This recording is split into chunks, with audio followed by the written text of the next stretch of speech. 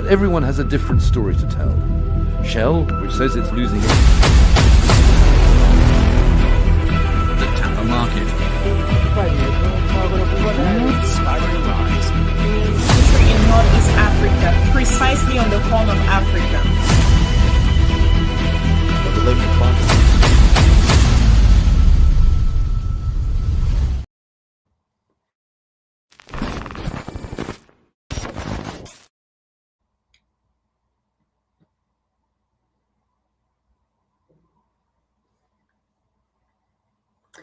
All right, folks, once again, good afternoon, wherever you are. This is Frank. I am your host.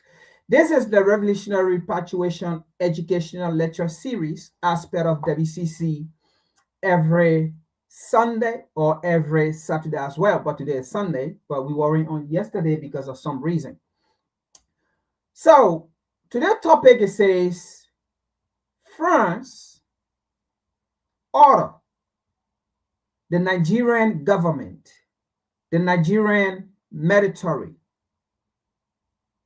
to Foil Bennie coup.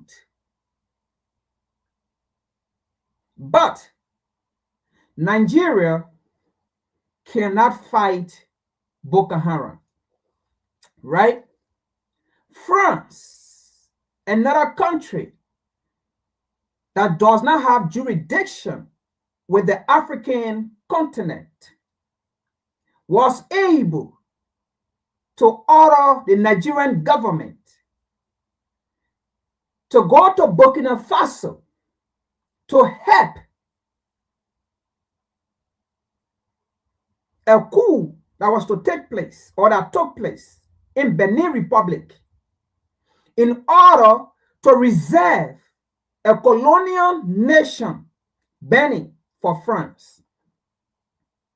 But on the other hand, Nigeria is not capable, or Nigeria is incapable of fighting Boko Haram. In other words, Nigeria as a nation, Nigeria that we thought, we think, we feel, or we believe, it is the powerhouse of West Africa. Nigeria cannot protect her own people. The government of Nigeria cannot fight for the people of Nigeria. So Nigeria watch Boko Haram, a terrorist group supported by USAID through American taxpayer money, according to Scott Perry, a U.S. congressman. Nigeria cannot ask France for France to give military equipment to Nigeria to fight Boko Haram. But Nigeria had the audacity to go to Benin to protect Benin. Ladies and gentlemen, this is Frank. I am your host. This is the Revolutionary Repatriation Educational Lecture Series as part of WCC. What we are about to explain today, I know many of you, some of you, you heard the information already on various platforms. You have seen it or viewing it from different angles, from different perspectives. So this is now something strange or new already that we are about to discuss. However, what you are about to hear is different analysis from what you already know. So this is just an addition to what you already know. So that is why we are not going to, get most video like Benny, what happened this, because some of you have already watched it, you already know. Now, there are other people, most of our people, most Africans, most black people, who do not understand, who have not yet differentiate the difference between a coup and a movement of freedom.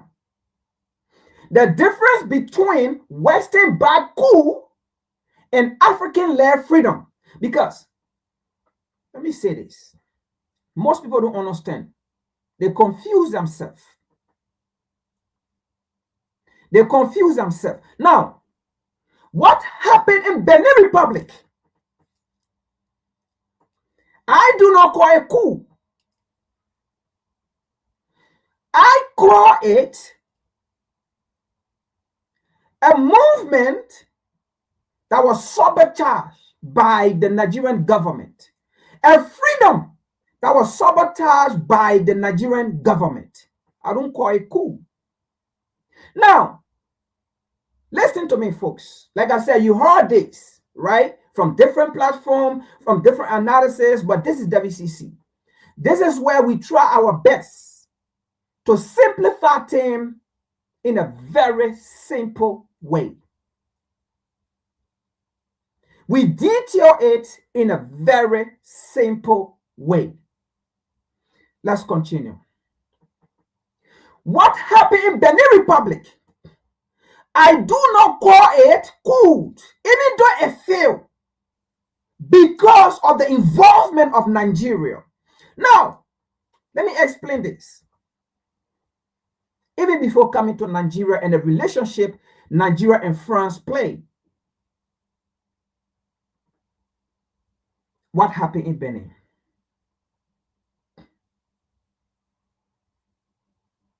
There are also platforms, various platforms, who came out to say, which is true. And they said the coup failed because there were differences between the military. That is, those who went to take down the government, the other military, and there were also, on the other hand, military who were in favor of the Benin president, who then went ahead to fight the military who wanted to overthrow the government. So in other words, the military split. One was in favor of the president, Patrick. And then the other one, they were not in favor of Patrick. They went ahead to carry on the coup. But the truth here is, what I want to believe, that was not a reason the coup did not take place. That was not the reason the coup did not take place. Folks, you see what is happening on the African continent? Let me say this. And this is what we've been saying. A lot of our people don't understand because they are so ingrained in Western belief. They are so ingrained in Western philosophy. They are so ingrained in Western freedom. But not understanding their demise are caused by the same Westerners.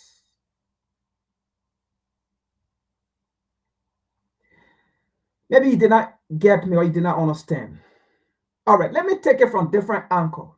Let me take it from different perspective. Because you see the issue of Black people in general. You see the issue of the African continent.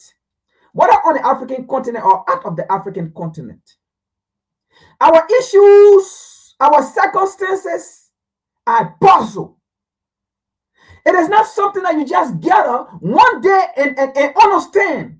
It is not something that you just go on Google and then Google one thing and then you just read about one thing and then you say that's it. The issue of Africa, whether both home and abroad, they are like puzzle that you have to put together.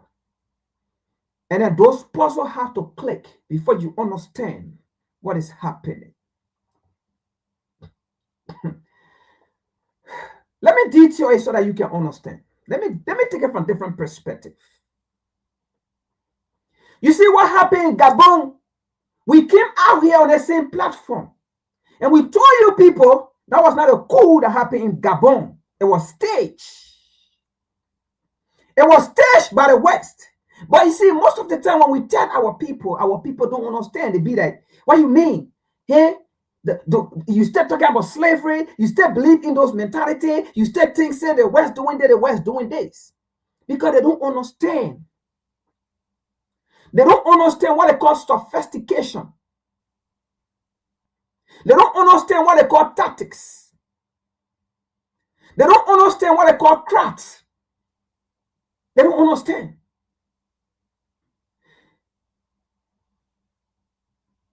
The level of Europe, the level of the West, they are so sophisticated now.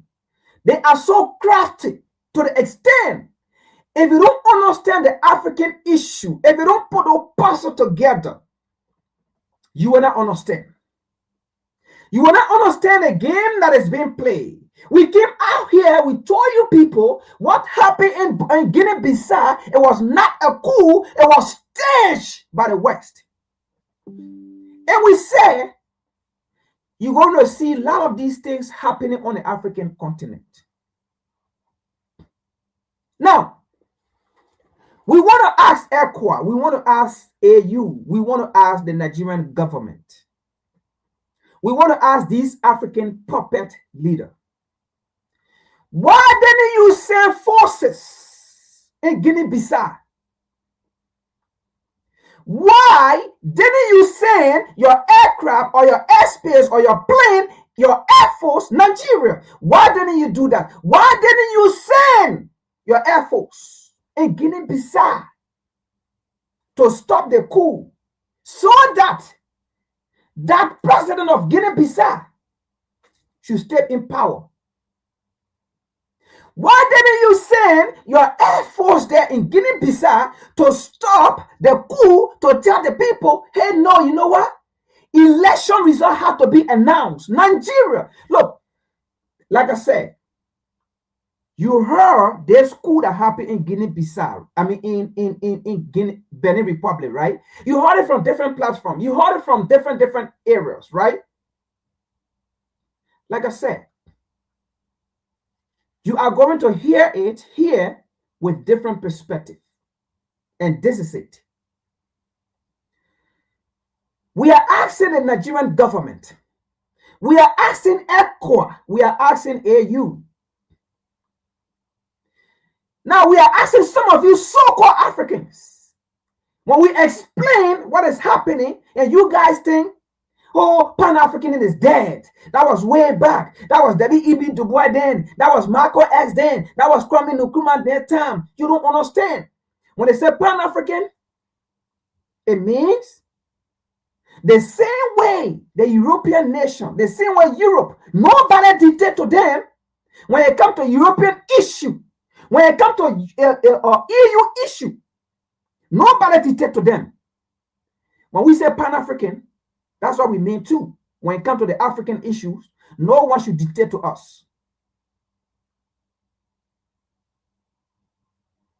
When we say Pan-Africans, it means Africans should be able to dictate to their own circumstances. It means Africans should make business with whosoever they want to make business with. Just like how the United States can make business, can make treaty, just like how the United States have the right to say yes to any nation and to say no to any nation. When we say Pan-African, that's what we mean too. When we say Pan-Africans, we have the right to our resources, and no one dictating to us about how we should manage our resources. And when we say no, they put sanction on us.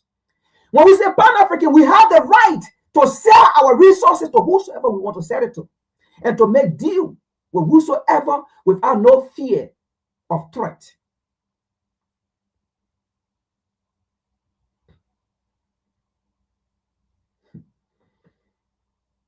Most of our people don't understand this. But we are asking to some of you that support the Nigerian military or aircraft or Air Force in Benin, because you guys said it was a coup that took place. So they went in to help stop the coup. Now we are asking, fine, no problem. We agree. It was a coup. The Nigerian government or AU or ECOWA went in, right, to support the government there to stop the coup. No problem. Fine, we agree. Why didn't you go to Guinea-Bissau with the same attitude and behavior to tell the election commission in Guinea-Bissau, to tell the coup plotter that had a coup in Guinea-Bissau, to tell them this is not going to work. We don't support coup.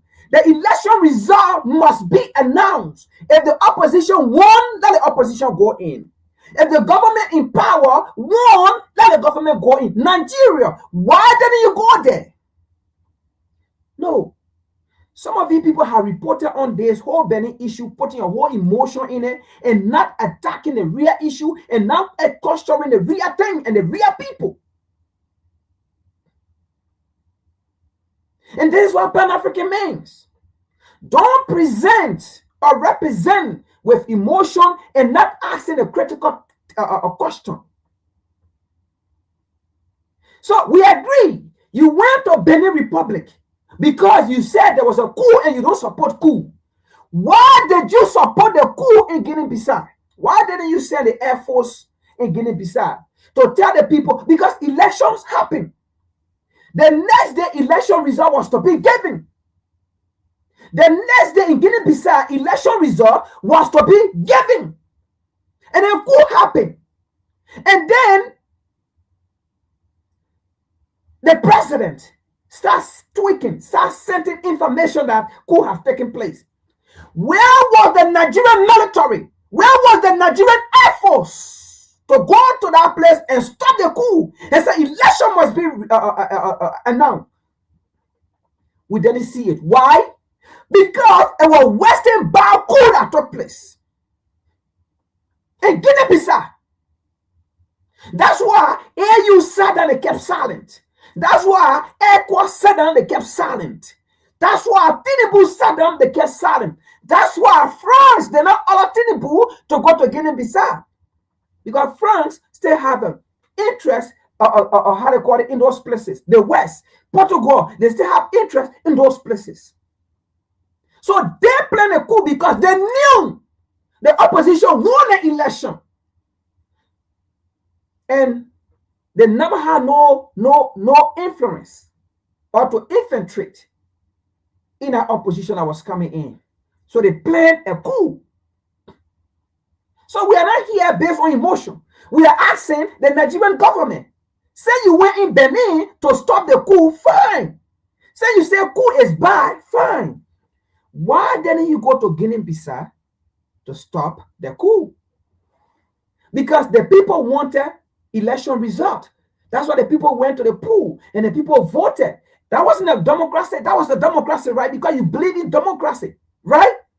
I thought that was a democracy. Why didn't Nigeria go there with the Air Force and tell the coup people, no, listen, this is not going to happen here. There was an election and tomorrow election result have to be announced. There is no coup here. You know why? Because the government in power have lost the election. And folks, to some of you, I don't know what is coming on the African continent.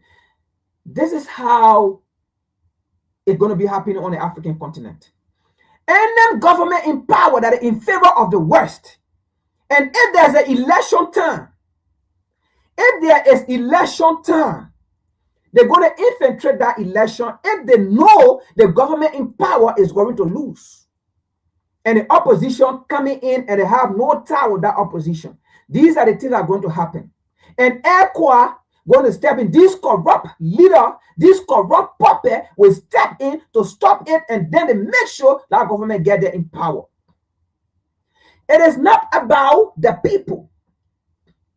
Why didn't Nigerian Air Force go to Gabon? Because it was not a coup. It was staged. Look, let me say this. Any coup, any relevant coup by the people, any coup that happened through the mandate of the people, you're going to now see going forth, you're going to see these ECOWAS nations stepping in to make sure they stop it. That is how they're going to protect corrupt government in power.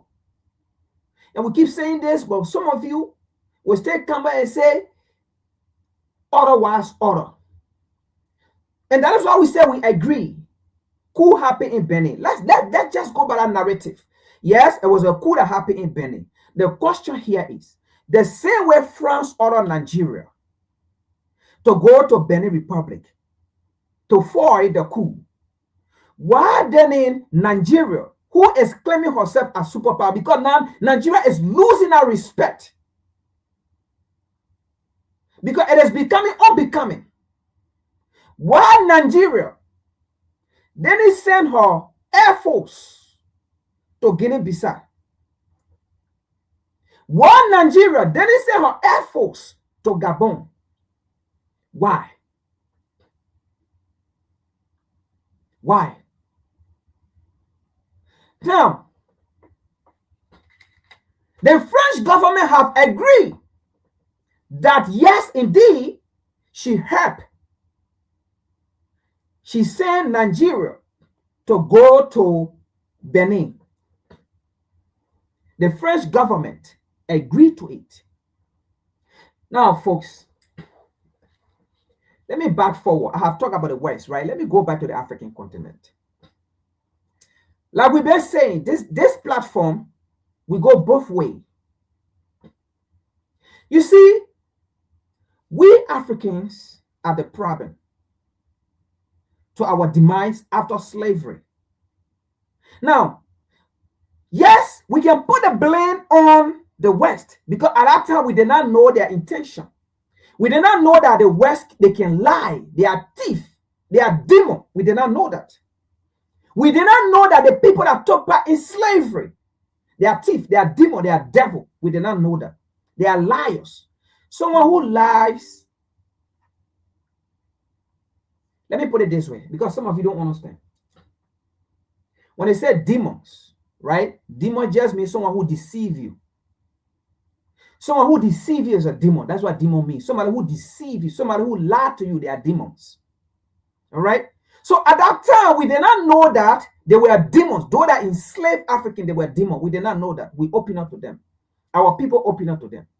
But in this 21st century, if these people continue to still lie to us, after history upon history, after they came by, they colonized us. After they came by, they killed our great leaders, directly or indirectly. After they came by, they created HIV. They used it as a bioweapon. After they came by, they created Ebola. I mean, all these things, they use it as a bioweapon. After they came by, they created steroids. They put it in us to destroy the womb of our mothers, our women's, so that they can be able to get bread, because they want depopulation.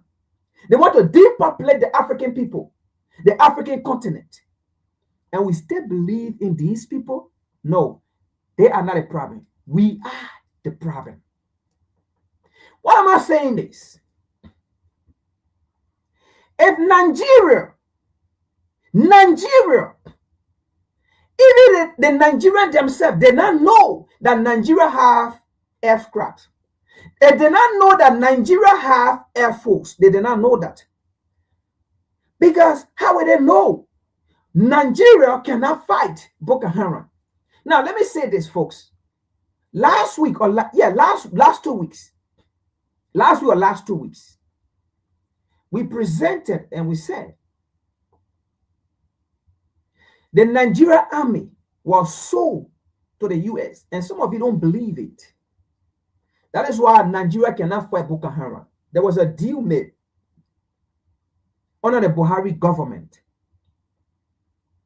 Go and do your research. We presented that last 2 weeks, and we read it.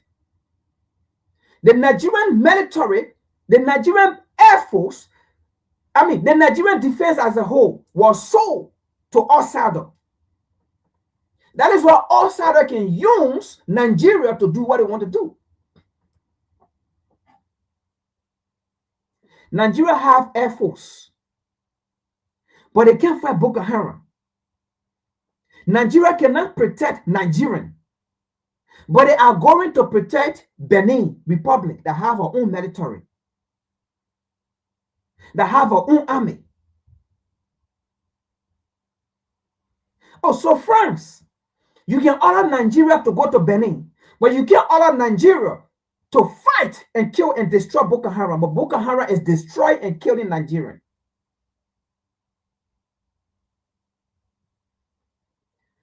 Let's see something here.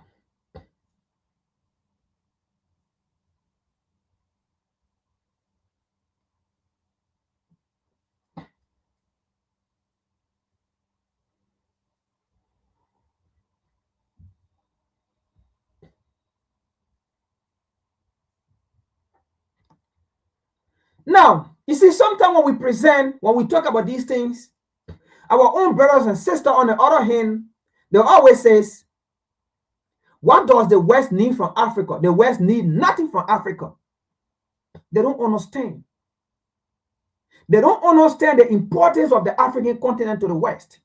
They don't understand that it is because of the African continent the Western world survived. They don't get it because they still come to the Western world and beg them for crumbs and beg them for aid. Beg them for aid. Aid that will never develop Africa. Aid that will never take Africa anywhere. If only you understand the meaning of aid.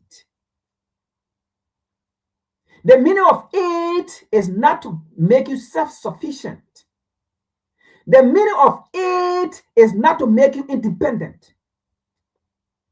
The meaning of aid is not to make you powerful or is not to empower you to be self-sufficient. The meaning of aid.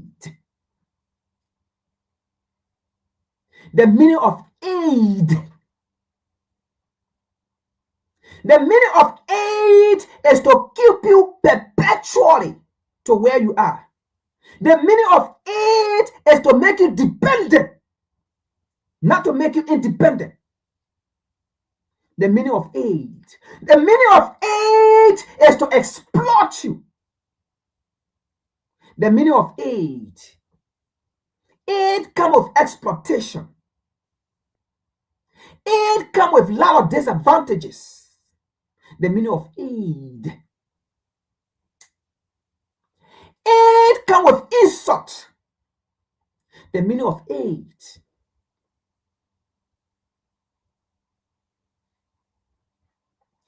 France provided intelligence and logistical assistance to Benin to help forward the Sunday coup attempt.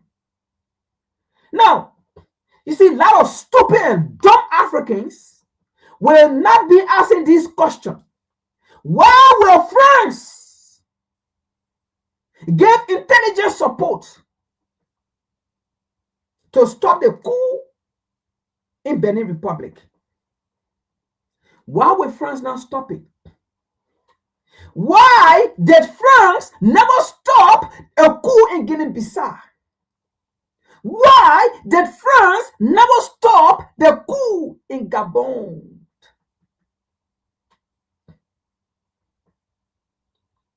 Because the incident in Gabon was not a coup. The incident in Guinea-Bissau was not a coup.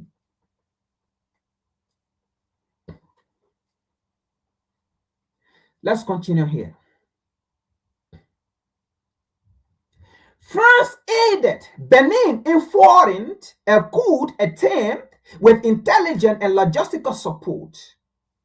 Benin successfully thwarted a mutiny on Sunday, as announced by the president.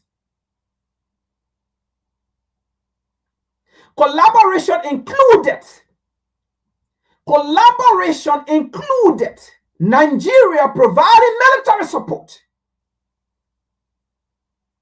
Collaboration included Nigeria providing military support. Now, let me say this. And I said this, and let me emphasize or re-emphasize on it again. You know, there are rumors, and I don't blame them. These are bloggers. They do it to get views, to make money on their various platform. I don't blame them. But equally so, it shouldn't be on the demise of the African people, the African struggle. Now, people are saying that those bloggers who don't do research properly, or maybe they did, but because they want to make money, they are bloggers, they don't present the facts or the reality. They are saying, most of them, some of them on their platform, they are saying the coup failed because there were military differences. There were two groups in the military. One group wanted a coup, and then the other group, they were supporter of the president. That was not the reason the coup failed, folks. The reason the coup failed because on the other hand, Ivory Coast, as you all understand, Abraham Traoré have been accusing Ivory Coast. So while this was happening, Ivory Coast also took her military to the border of Benin to fight, and Ivory Coast also fight the coup plotter or the coup leader. And at the same time, the Nigerian Air Force was in Benin fighting the coup leaders. That's why the coup failed. They did not fail because there was military differences. Yes, there might have been military differences, but that was not the reason the coup failed.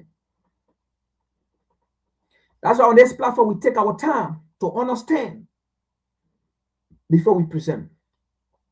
Because we want to make sure our people understand. Because what we are dealing with, it is bigger than you think. Neo-colonialism is still happening. You know, when we tell people no African nation is free apart from the Shahid nation, people think we're playing fun. That so-called independent, you be celebrating, oh, Liberia independent, and blah, blah, blah, blah. You are a slave. You are not free. You are still a colony. That so-called independent, oh, Nigeria independent, blah, blah, blah, blah, blah. You are still a colony. There is no independent nation in Africa apart from the Shahid nation. Mali, Niger, and Burkina Faso, those are the two independent nations. The three independent states in Africa. Because we understand what independent means. We understand what it means when you say independent. When you are independent, you do not depend on Europe and America for aid. When you are independent, you do not rely on Europe and America to dictate to you. When you are independent, you do not sign bad deal with Europe and America. When you are independent, you examine every businesses, every portfolio coming to you. When you are independent, you make sure you save and protect the life of your people. You don't just sign any kind of deal because you want to get crumbs.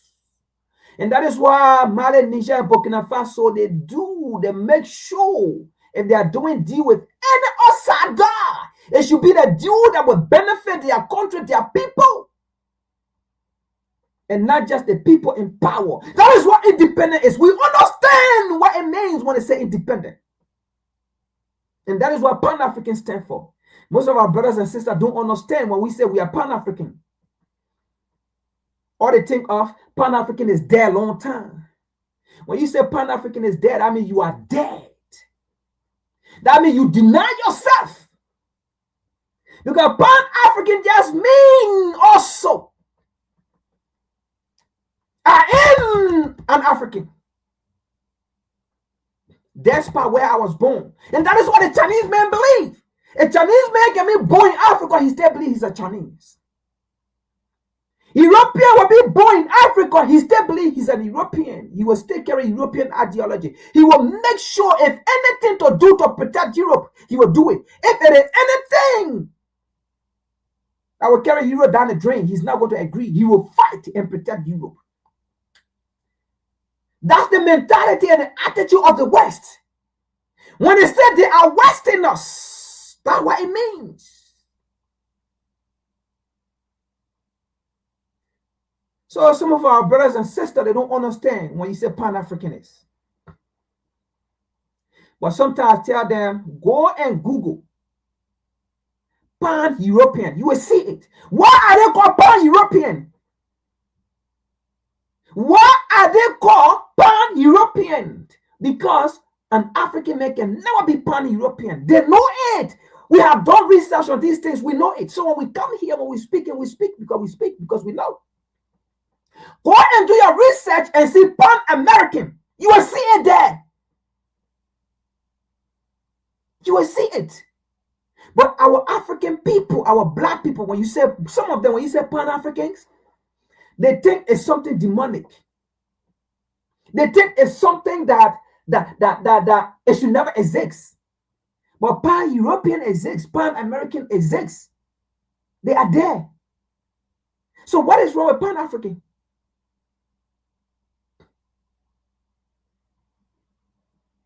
So sometimes in this case, in this scenario, I do not blame the West. You know why I don't blame the West? Nigeria, you cannot protect your own people. You cannot fight for your own citizens. And then you allow France to order you to go to Benin Republic.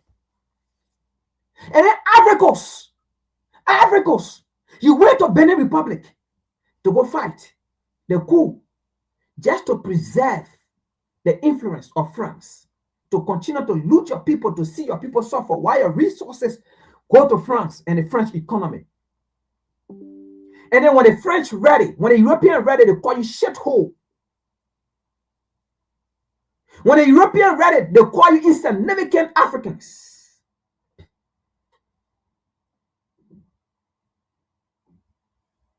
So collaboration included Nigeria providing military support. The situation highlighted democratic challenges in West Africa in recent regional coups. Now, let's read something here. France provided intelligence and logistical assistance to Benin to help foil Sunday coup attempt. Official from the French presidency said on Tuesday, now you so-called Africans, you so-called Negro, why didn't you ask? Why can't you ask? Why can't you question the French government? Oh, then why it could have happened in Guinea-Bissau? Why didn't you intervene? Why didn't you stop it? So that the people can have free and fair elections, so that election result can be announced. Why didn't you stop the coup in Gabon? Oh, so now you understand when we're telling you people these things going to happen, a real coup that will take place by the people. These Westerners will use another Africans to step in to stop it. Because the reason why the French government sent Nigeria, a puppet government, you know, Nigeria is losing it. I'm telling you. Nigeria, we salute you, but you are losing it. You are losing it. You are losing it. Benin Republic have a sea coast. Mali, Niger, Burkina Faso, they don't. So if this coup was going to take place and happen, the possibility, the reality, the belief is Benin was going to ally with the Sahel nation, Mali, Niger, Burkina Faso. They was going to join the AES nation. What that mean now is the AES nation, Mali, Niger, Burkina Faso will now have access to the sea. Will now have access to the ocean. So in other words, Nigeria, Tinubu, they are still against African freedom.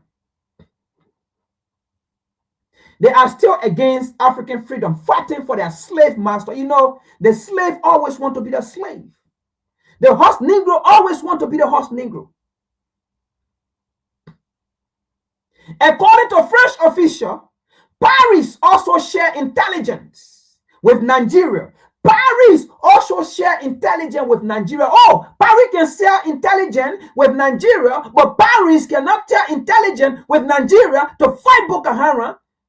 But rather, a French NGO, Médecins Sans Frontières, are calling to the Nigerian government.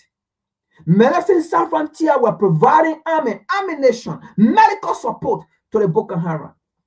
Oh, Nigeria, you so-called bloggers, you are not talking about this.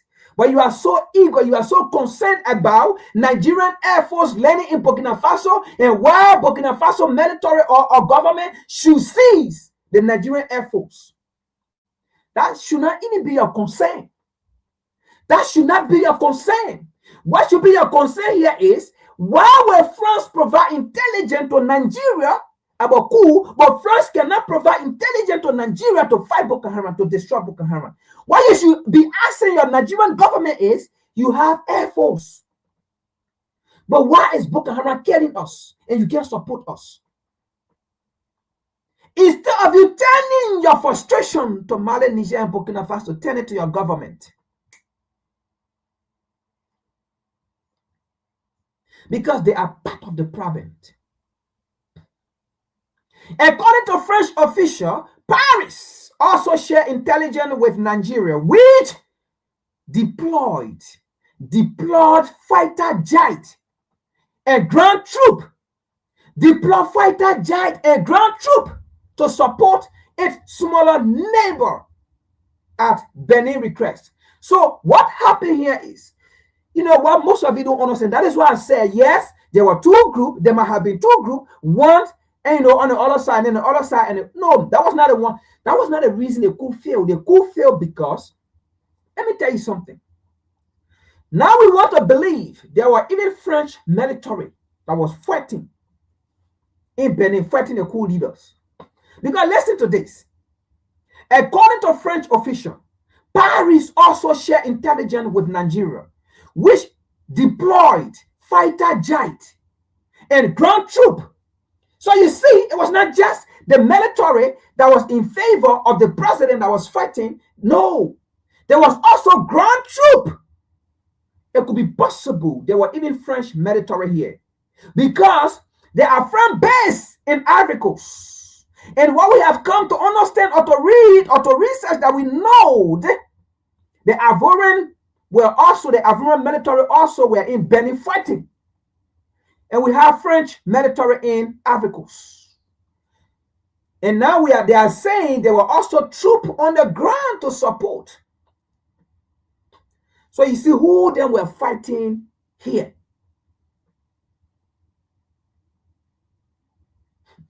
We are in this for a very long time, folks. We are in this for a very long time on the African continent, folks.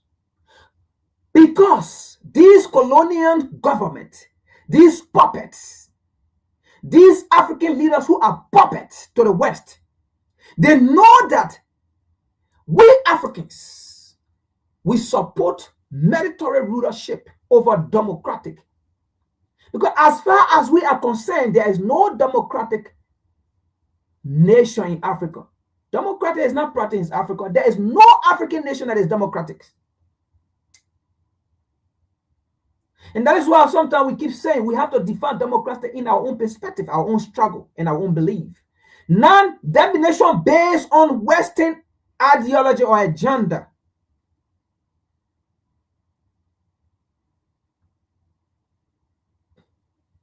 So what happened in Burkina Faso, let's say again in Benin, as I tell people, it was not a coup. What happened in Burkina Faso, that the Nigerian government, the French government, and the Ivorian government were fighting. The people were fighting for freedom. The people were fighting for liberation. The same way we believe in the 60s, when Nkrumah fought for independence, for liberation. When Amika Cabral, Ama Sekou Touré, Julian Nyerere, Jomo Kenyatta, when they fought for independence at that time, freedom. It is the same freedom that we are still fighting today. So what happened in Benin was not a coup. It was freedom that was tackled with. It was freedom that was stopped because of the involvement of Nigeria. I believe if Nigeria was not going to listen to France, that was not going to happen. And this happened because Africa, we are not united. It is because of our stupidity, divide and conquer. If we were united, France, or let's say France, was not going to convince Ivory Coast to go to Benin. France was not going to convince Nigeria to go to Benin. But because we are not united, and because we are not united, the West take advantage of our disunity. Very sad, but a sad reality of the African struggle.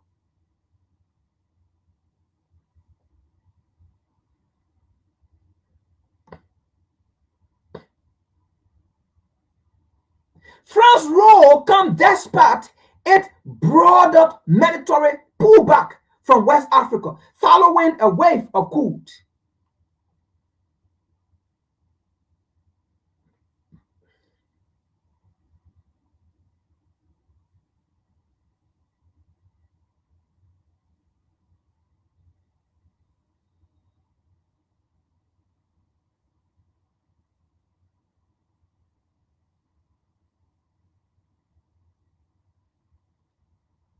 Now,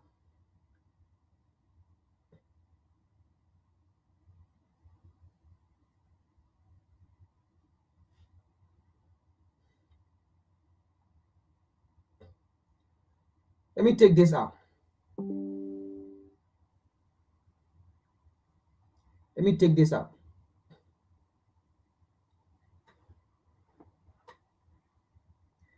Let me take this out. Let's see the next article here.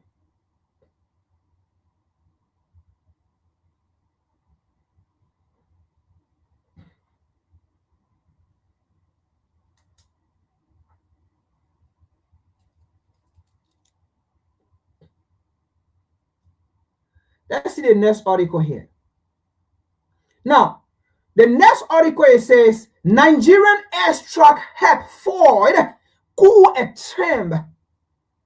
Benin says. Benin says. So now you understand, it was not because of the military split, there were two sides, one on the other side, one. No. That was not the reason the coup stopped. That was not the reason. Now, let's read here. What we can say here is Africa and Nigeria were the cause of another nation to be fully independent. Africa and Nigeria stepped on another nation to be fully independent. Because what happened in Nigeria, the citizens, what happened in Benin Republic, the citizens were in favor of the military to carry on the coup. News reaching to us is that there's a lady from Benin Republic. She's always on TikTok doing her things. She went on TikTok. She praises the coup that happened in Benin Republic and talked about the coup leaders, in favor of the coup leaders, and she was happy. News reaching to us is that she got arrested by the government. She got arrested by the government and she's in prison right now. That's the kind of leadership they want us to have in Africa.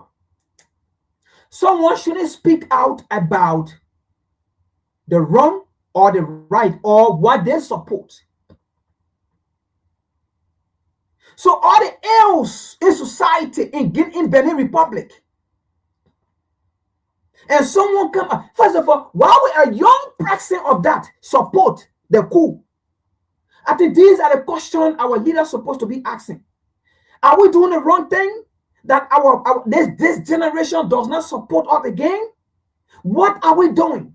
But they got her, they put her in jail for saying she support the coup. But not asking her why. Why you support the coup? Why are we not doing that you do not favor us, but you support someone that you don't even know? Let's continue here.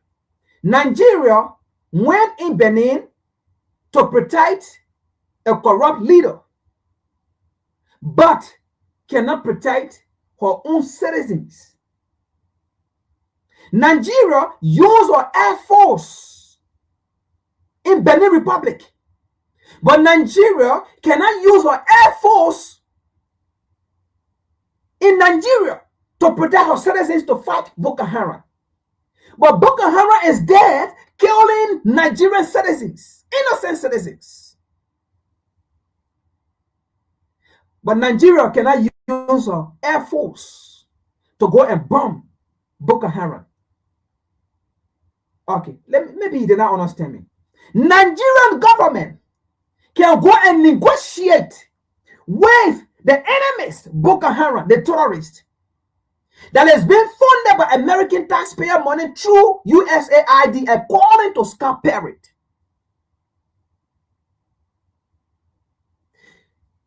But Nigeria cannot go to Benin to make a deal with the military and says, you know what?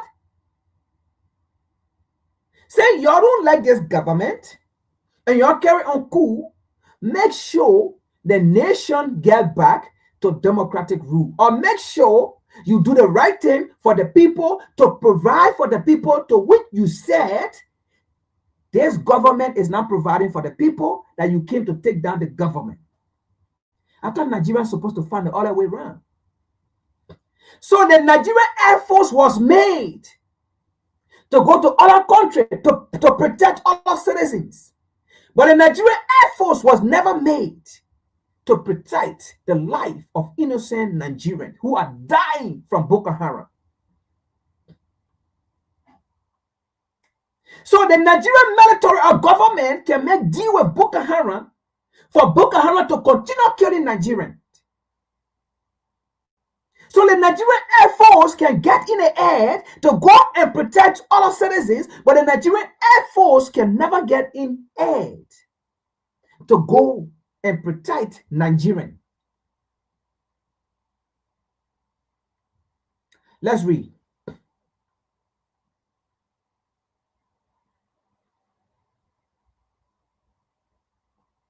Nigeria launches real military intervention abroad. Mutiny soldiers try to seize Benin President Talon, Patrick Talon. Nigeria sees neighbor Benin as key to security and economic. All right. Nigeria sees neighboring country Benin as key to security and economy. Now, Nigeria, there is nothing wrong with seeing your neighboring country as a key partner to security and economic. But do you have a secure nation? Your people are dying from Boko Haram. And these Boko Haram are in the forests of Nigeria, not Benin. Are in the beaches of Nigeria and terrorizing Nigerians, killing Nigerians, destroying Nigerian villages, burning Nigerian villages, displacing homeless, thousands of people, making them homeless. There is no security in Nigeria. The life of Nigerians are under threat. But the Nigerian government cannot protect them or put her air force in the air to go and bomb Boko Haram. But the Nigerian government is concerned about Benin Republic. Now, it is not a bad thing to be concerned about your neighboring country. It is not a bad thing to be concerned about Benin Republic. But how are you concerned? Are you concerned in the same manner of your own people that you serve? Of your own people that you ruled? Are you concerned? Nigerian fighter jet carried out airstrike to thwart a coup bid in Benin, which mutiny soldiers tried to seize President Patrick Talon, according to an account provided by Benin government on Monday.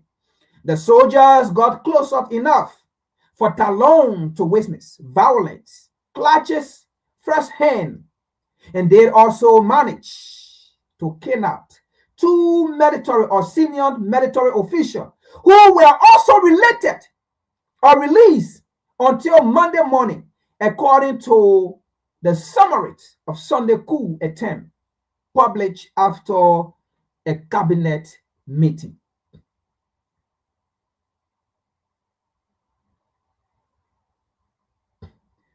Nigeria has earlier acknowledged sending fighter jet and ground troop. Nigeria can do this, but Nigeria cannot send fighter jet and ground troop to kill Boko Haram, to support, to protect her people. Folks, last 2 weeks we told you the Nigerian government It is not owned by the Nigerian. The Nigerian force, let me put it that way. The Nigerian force that's supposed to protect Nigerian is now owned by the Nigerian. Buhari signed that contract over to the foreigners, to foreign government. We read it last 2 weeks.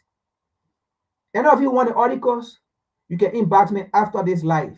Inbox, you will read it.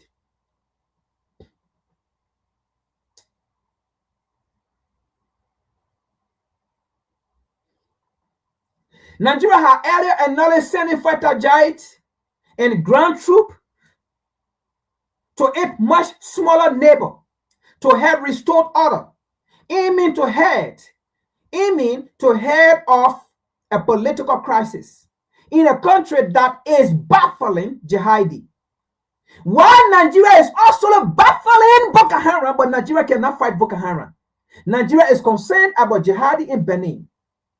But Nigeria is not concerned about the Boko Haram that is destroying and displacing millions, thousands of Nigerians in villages, killing them, beheading them, raping them, looting them, their property, whatsoever you think about. But Nigeria is not concerned about Boko Haram, but Nigeria is concerned about jihadi in another country. Now, it's not a bad thing to be concerned. But before you watches your eye, to take out the stain from your eyes, or to take out the stain from another person's eye, make sure there is no stain in your eye. Because if not, you'll be laughed at.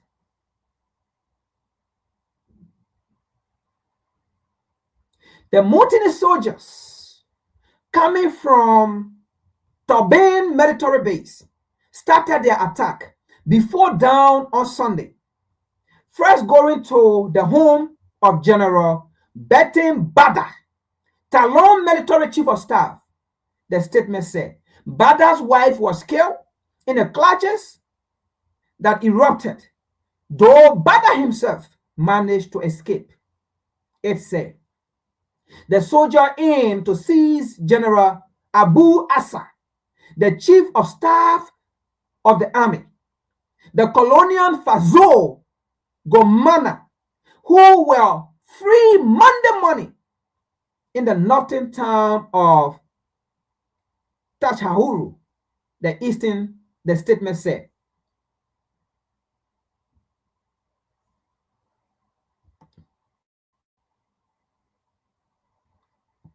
Nigeria extra immobilized around ammo vehicles and resulted in no loss of life, it said. Now, Nigeria have all these, but the Nigerian government cannot provide none of these logistic support or material or equipment to the military of Nigeria to fight Boko Haram. Let's read. Special forces, listen to this. Special force from Ivory Coast. So you see what went on here. I told you earlier on, bloggers coming out to say, the military split, and that's why the coup did not happen. No, not because the military split. A special force from Ivory Coast arrived late Sunday, because the coup happened in Sunday. A special force arrived from Ivory Coast while the Nigerian government sent her air force in Benin Republic. At the same time, the Nigerian government sent ground troops in Benin Republic. There were also ground troops from Ivory Coast to Benin Republic. Let's read. A special force from Ivory Coast arrived late Sunday to position itself in Cotonou for further action.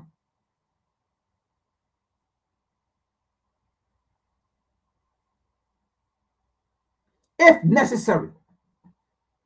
Did you see that? Folks, the ECOWAS, look, ECOWAS is a failure to the African continent, and AU, they are failure to the African continent. And once we have said this, and we'll keep saying it, both ECOWAS and AU need to be dissolved. Because these two entities are actually there. They are there now to fight for this corrupt government in power. Because this is what's going to be happening. And look, a real coup that will take place.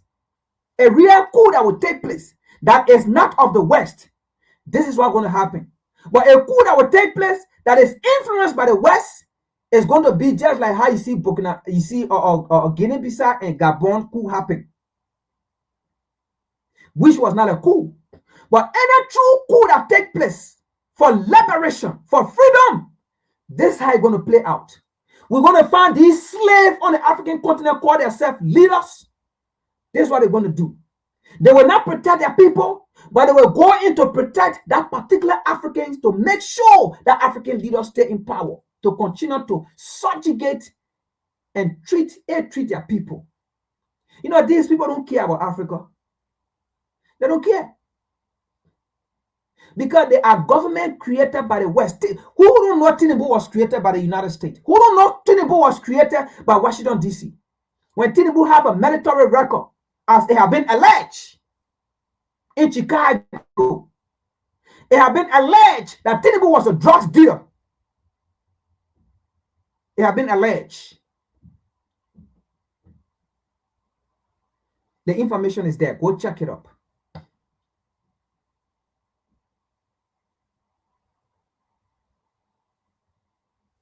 Let's take this out.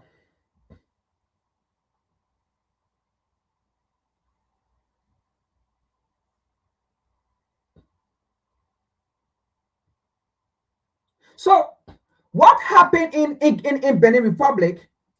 It was a freedom that the people, because you see what happened in the Sahel region, and we've been telling people it was not a coup. That was freedom. What happened in the Benin Republic?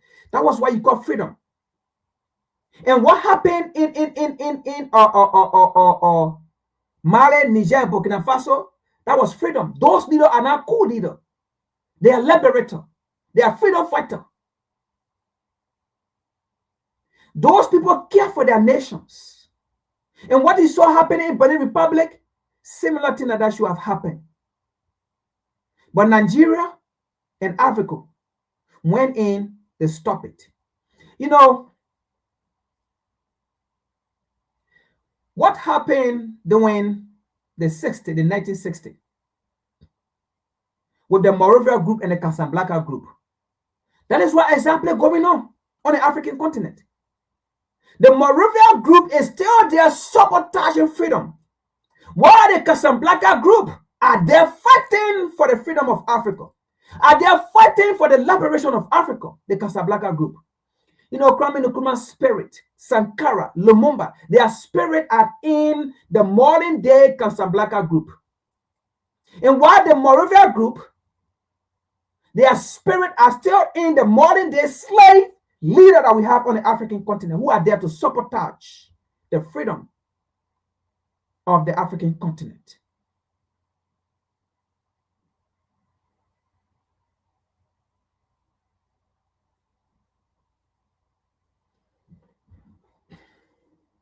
So, folks,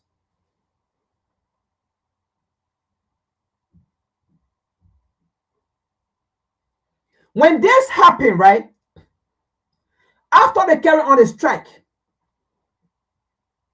and then they fought for France, because the Nigerian government, the Ivorian government, they never fought for the people of Benin, because the people of Benin, they need freedom. The people of Benin, they don't want for France to continue taking advantage of them. The people of Benin, they are tired. So the people of Benin needed freedom. But the Nigerian government and the Ivorian government stopped that freedom. And then what happened here, folks? After this, the Nigerian government feared that they went to Benin Republic, they used their air force and their ground troop, so they succeeded, right? They succeeded in Benin Republic. So now they wanted to go to Burkina Faso to try their power, because they succeeded in Benin Republic. They used their air force and their ground force. They succeeded in Benin Republic, right? So they wanted to go to Burkina Faso to go try their nonsense. They succeeded in Benin Republic. They wanted to go to Burkina Faso to try their nonsense, to try their military might. You see, the bloggers, please, we understand you are bloggers, but equally so, if you are breaking out a story about the African struggle, if you are presenting the story about the African struggle, let it be a perspective that will educate, that will free the mind of the African man, that will free the mind of the black man, that will empower the black man to see the truth and to be bold. Don't create a context instead of the black men, the African men, being empowered and knowing the truth and know who the true enemies are. Don't create a story or a scenario that the black men or the African men will look at the enemies and think that enemy is the savior. And then look at the savior and think the savior is the enemy. That have been the problem of the African people. We do not know how to present, or maybe we do not know our enemies. And that have been one of our difficulties, because we have not yet identified who the enemies are. You see, even the US know her enemies. If you ask the US who are your enemies, who is your enemy, the US will tell you. The Chinese, they know their enemies. If you ask the Chinese who are your enemies, who is your enemies, the Chinese will tell you. If you ask the European who are your enemies, the European will tell you. If you ask North Korea who are your enemy, who is your enemies, North Korean will tell you. If you ask the Australian who are your enemies, who is your enemies, the Australian will tell you.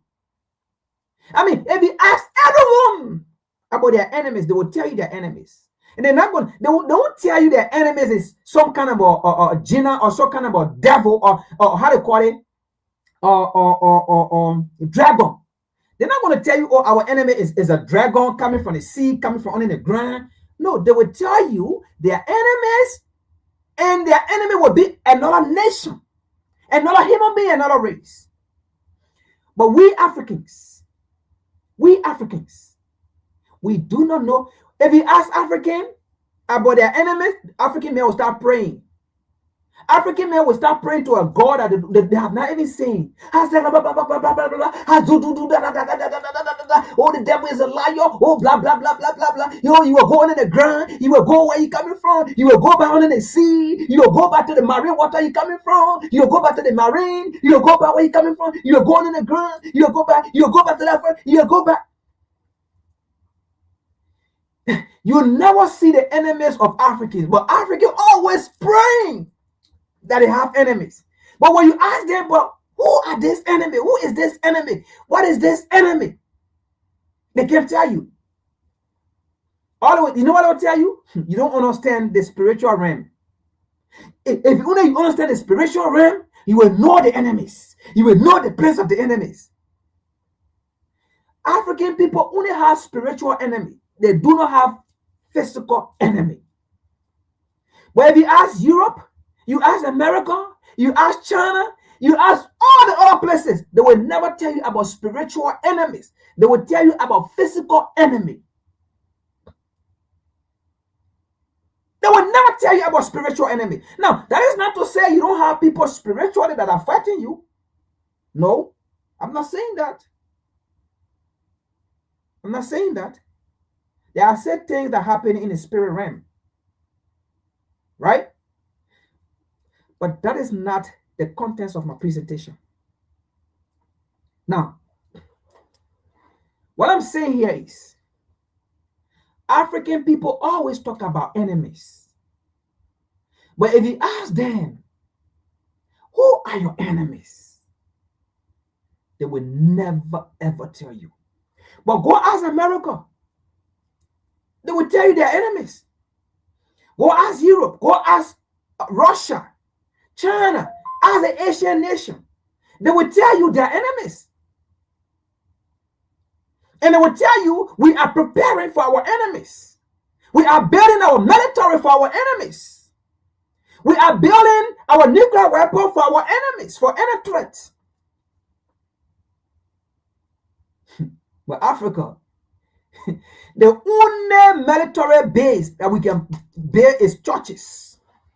African people have churches all around. That is their military basis. And then their military are people who go to this theological school and become pastor, deacon, deaconess. Oh man, come and see all these degrees, all these types of deacon, deaconess, clergies, this, that, that. That is the. And then when something happens, the first thing, let us go pray. So that the Lord can come in. The devil is busy. The devil is this. But look at Israel. Even though that is not an issue of the Bible, that is not a biblical Israel. But did you see the people? Because most of you Africans believe again that is the Israel in the Bible. But that Israel was founded in 1948. That Israel, they are European who came from Europe. They are thieves. The people are in Israel right now, they are thieves. They are devil. They went down there, they killed the people of that land, drove the people of that land away, and they settled there. And then they claim to be the people. They are thieves, they are devil, they are killer. But let me put it this way. Most of you believe they are the people, the biblical people, Israelites of the Bible. Why didn't they pray, fast and pray? But they are using modern weapons. Do you know that Israel have nuclear weapons? They are using modern weapons to kill Palestinians, to kill people from Gaza, loot and bomb. Are they praying? Are they fasting? Are they bending their head down? Are they going to churches, to mosques? But African people, the only military base they have is churches, are churches and mosques all around. People can't even sleep. Go to Africa, you can't sleep. Go to Africa, you can't do nothing. Churches all around. Oh la la la la la la la la la. Oh la la la la la la la la la. Oh, the devil is a liar. Oh, blah blah blah blah blah blah nonsense. Oh, let us pray. Let us pray so that Lord can intervene. Let us pray so that Lord can this, that, that, that, that. Even in the Bible, they fought war. Did they go to Jesus Christ, or did they go to any mountain or hill and say they pray? Or no, they use war at that time. Every weapon, whatsoever weapon at that time, they use it and they fought. In the Bible, why didn't they go to the church and pray and fast and pray? But they fought. There are evidence upon evidence in the Bible. People fought physically. War. There are places in the Bible they fought war. They got enemies. And those enemies were not something from the sea. No, they were human beings that they call enemies. And in fact, in the Bible, when the Bible talk about enemies, it was another human being. When the Bible talk about telling the Israelites, you will go into Egypt again, this time with ship, and into Egypt you'll be sold to your enemies. So, when they're talking about enemy, they're talking about human being.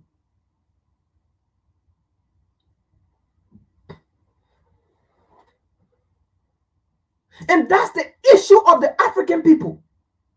And that's why we find it hard to understand who our enemies are and how can we get together, mobilize, and fight our own common battle. We always listen to the enemies to go against each other. Yeah, France is an enemy in this perspective, because France took part in the colonization and enslavement of African people. And up to now, our independence means threat to them. That means they are enemies. You allow France to call you Tinubu. You allow France to call you Tinubu to go to Benin to stop coup. When the people were fighting for freedom.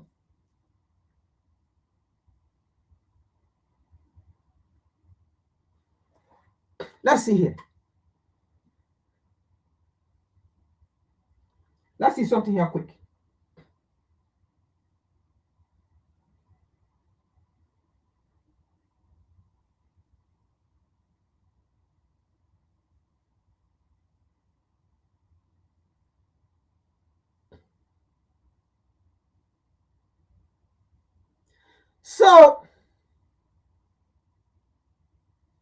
So you see what happened, right? After they did that in Benin Republic, the Nigerian government had the audacity to go to Burkina Faso to go try her military might. But she got caught. When she got caught, then she said, oh, we went to Burkina Faso because we were going to Portugal. We have an issue in Portugal, and then we have the flight issues, and then we landed in Burkina Faso. All those BS. You know, news reaching us, or news that we have found, is that the Portuguese government have denied the allegation that the Nigerian Air Force was en route to Portugal. Yeah. Since when we Nigerian people got to know that Nigeria have Air Force? Since when have the Air Force, the Air Force of Nigeria ever use their own plane in their own Air Force to travel around the world, to go to Europe? Since when have they done that? Since when have they used their Air Force to go to Europe? When these so-called Africans, so-called Nigerian president, when Tinubu traveling, do he go with Air Force? When he come into America, do Tinubu go with Air Force? When he go into France, do Tinubu go with Air Force? When he go to Europe, do Tinubu go with Air Force? But we understand the American government traveling, they go with the Air Force. They go with Air Force. The British government or prime minister who said they go with the Air Force. But Nigeria, you have never used the Air Force.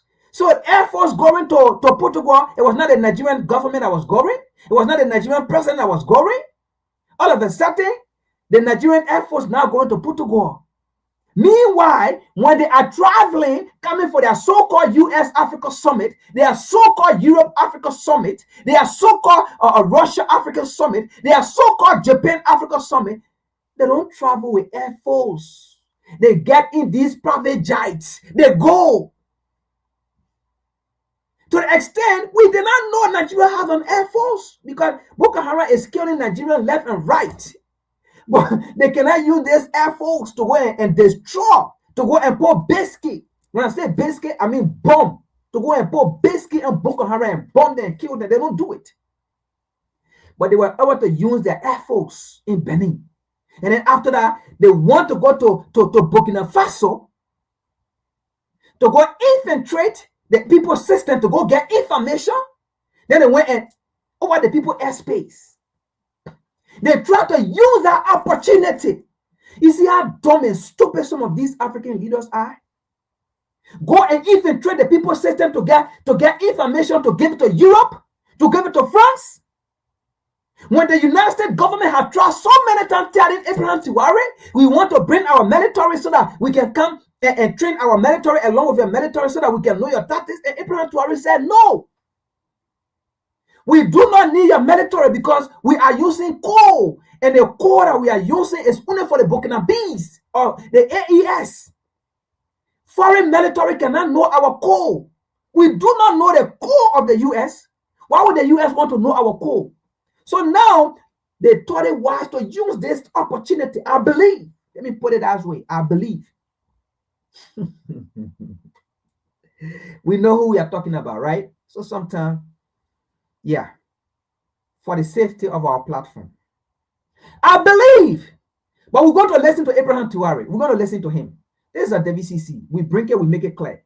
I believe they wanted to use this time to infiltrate and get information and then give it to the enemies of Burkina Faso.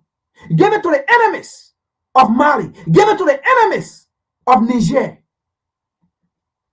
Because the enemies of the AES have tried to understand how are these people succeeding. How are these people fighting the terrorists? How are these people fighting the terrorists and succeeding. So the enemies of Mali, Niger, and Burkina Faso want to know, but they can't because they are not around. And that is what happens when you allow your enemy to come in your space. Your enemies understand everything about you. But when you do not give space to your enemy will never know about you. They will use people around you to get the information about you. And that's what they try to do to Nigeria, I believe. Let me use that word. We are using a platform for the safety of our platform, I believe. Let's continue.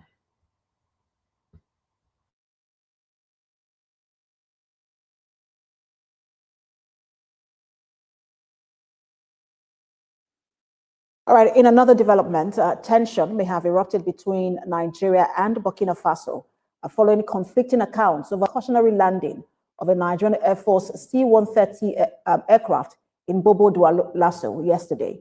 Now, while the Nigerian Air Force says the crew diverted due to a technical concern and received cordial treatment from host authorities, Burkina Faso's military regime in a nationwide broadcast condemned the incident as a violation of AES airspace and confirmed it has detained 11 Nigerian military personnel.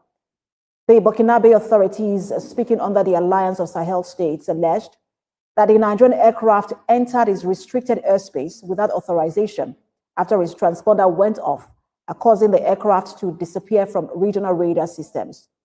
The regime says its forces responded in line with AES security directives, forcing the plane to land and taking all personnel on board into custody.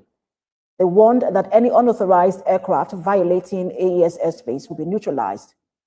This sharply contradicts the Nigerian Air Force's earlier statement, which maintained that the diversion was a routine safety response after the crew detected a technical issue shortly after takeoff from Lagos. According to the NAF, the aircraft made a precautionary landing in Burkina Faso in full compliance with aviation procedures, and the crew was safe and treated professionally by local authorities.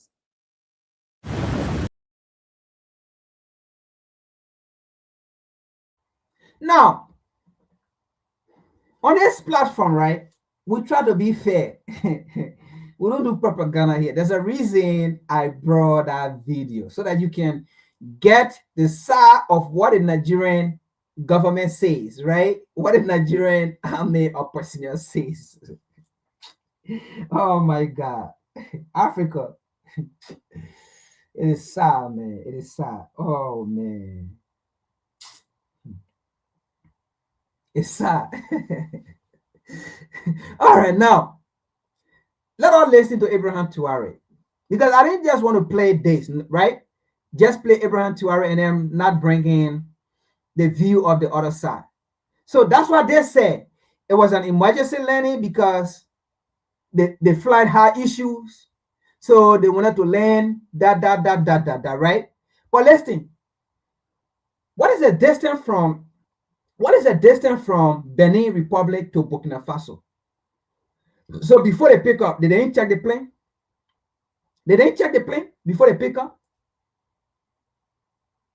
Or did they call the Burkinabe aviation to tell them, hey, we want to land. We have plane issue, this are blah, blah, blah, blah.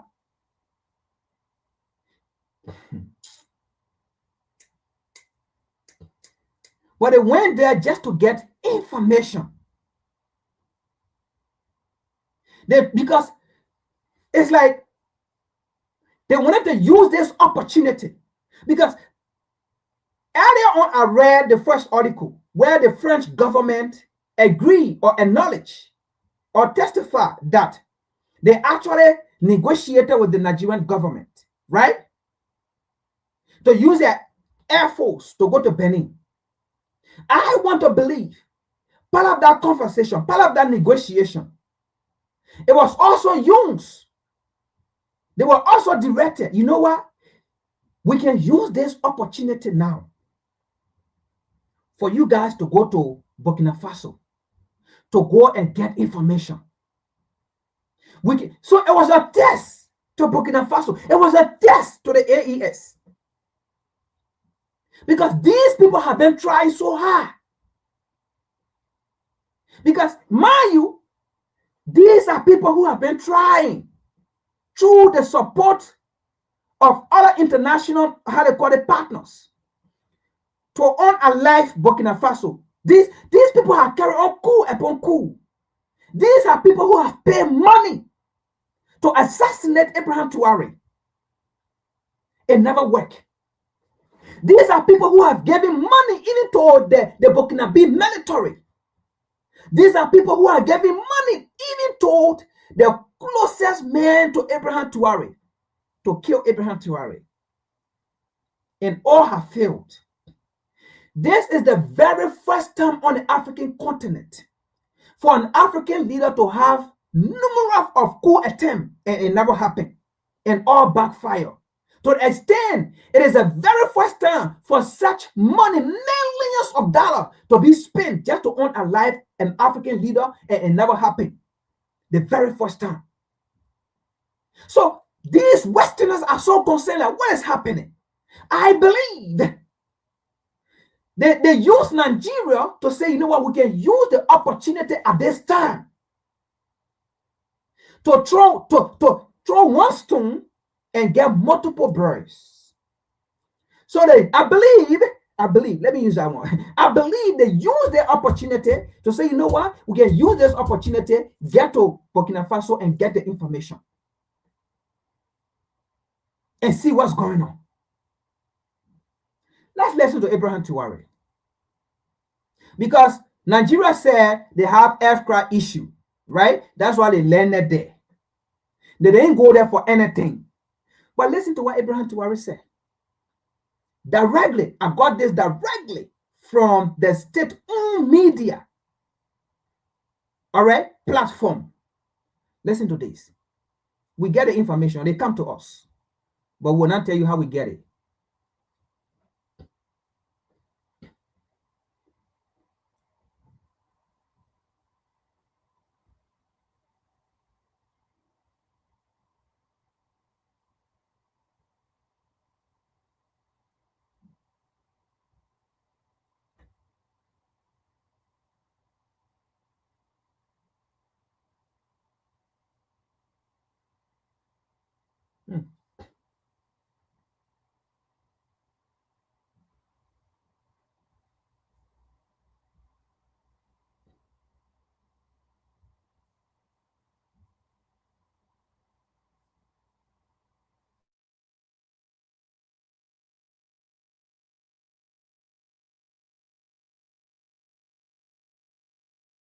The release of the 11 Nigerian troops should have closed the chapter. Instead, it opened a far more unsettling one. Their aircraft entered Burkina Faso's airspace without authorization. Now, folks, I'm going to allow Ibrahim Traoré to speak, right? But you listen to the first thing he said. The release of the 11 Nigerian soldiers, we thought, listen to the English, we thought that was going to close, or that was going to end, you know, this whole situation. It's deeper than what you think, folks. We thought the release of the 11 soldiers, we thought the release of the 11 soldiers of Nigeria, we thought it was going to close the chapter. We thought that was just it. We thought, oh, the plane, the landing, it was an emergency landing because the plane had problem. There's a lot of things to that statement. We thought that was going to close the chapter, but that was not the case. Folks, something was in our plane. Like we said, these people went to Burkina Faso to get information. You see, look, we Africans, we are the problem. We understand why the Sahel nations are fighting for up to this time now. This Nigerian government, this Nigerian authority. But now you people should understand what is going on in our region. When you heard what Ibrahim Traoré said, we thought by releasing the 11 soldiers was the end, was going to close the chapter. So, folks, what happened here is they released the 11 soldiers, but they did not release the aircraft. The aircraft left back there to examine the aircraft to investigate the aircraft. So what happened here is there were a lot of things found in the aircraft. There were a lot of information found in the aircraft. That's why he said we thought about releasing the 11 men that was all to it. We thought about releasing the 11 soldiers diplomatically that was all to it. We thought that the plane landed because the plane had a malfunction issue. We thought that was it. No, but after we investigate, through our investigation, our examination, we found deeper things than what you think. They say that the plane have. There was a reason I played that first video so that it can't be that, oh, no, Nigerians said the plane have function issue. That's why they landed. There was a reason I played so that you can see, understand what the Nigerian people say and now what the Burkina Faso people say. Burkina Faso was not out for any confrontation with Nigeria. Burkina Faso see Nigeria as Africans. They see Nigerian as just African period. They do not believe in this colonial Bola issue. No, we are Burkina Faso. No, they do not believe. We are Africans. These Bola were Bola drawn by the same enemies. So what he did in no time, they released the 11 soldiers over to Nigeria. But as any nation will do, they have to investigate the plane. They have to search the plane.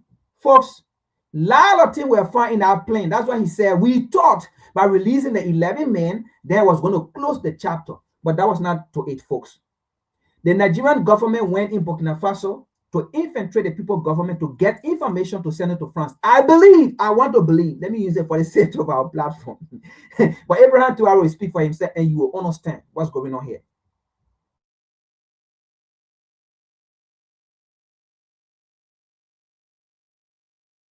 The release of the 11 Nigerian troops should have closed the chapter. Instead, it opened a far more unsettling one. Their aircraft entered Burkina Faso's airspace without authorization, landed under opaque circumstances, and triggered an immediate military lockdown across the capital. For a region already strained by fractures between ECOWAS and the Sahel states, the timing could not have been more dangerous. Officials later described the landing as a technical emergency, yet military analysts quickly pointed to inconsistencies in the flight path, the troop manifest, and the silence that followed the incident. Inside Burkina Faso's security circles, the key question was never why the plane malfunctioned. It was why it appeared where it did, carrying soldiers whose mission remained unclear.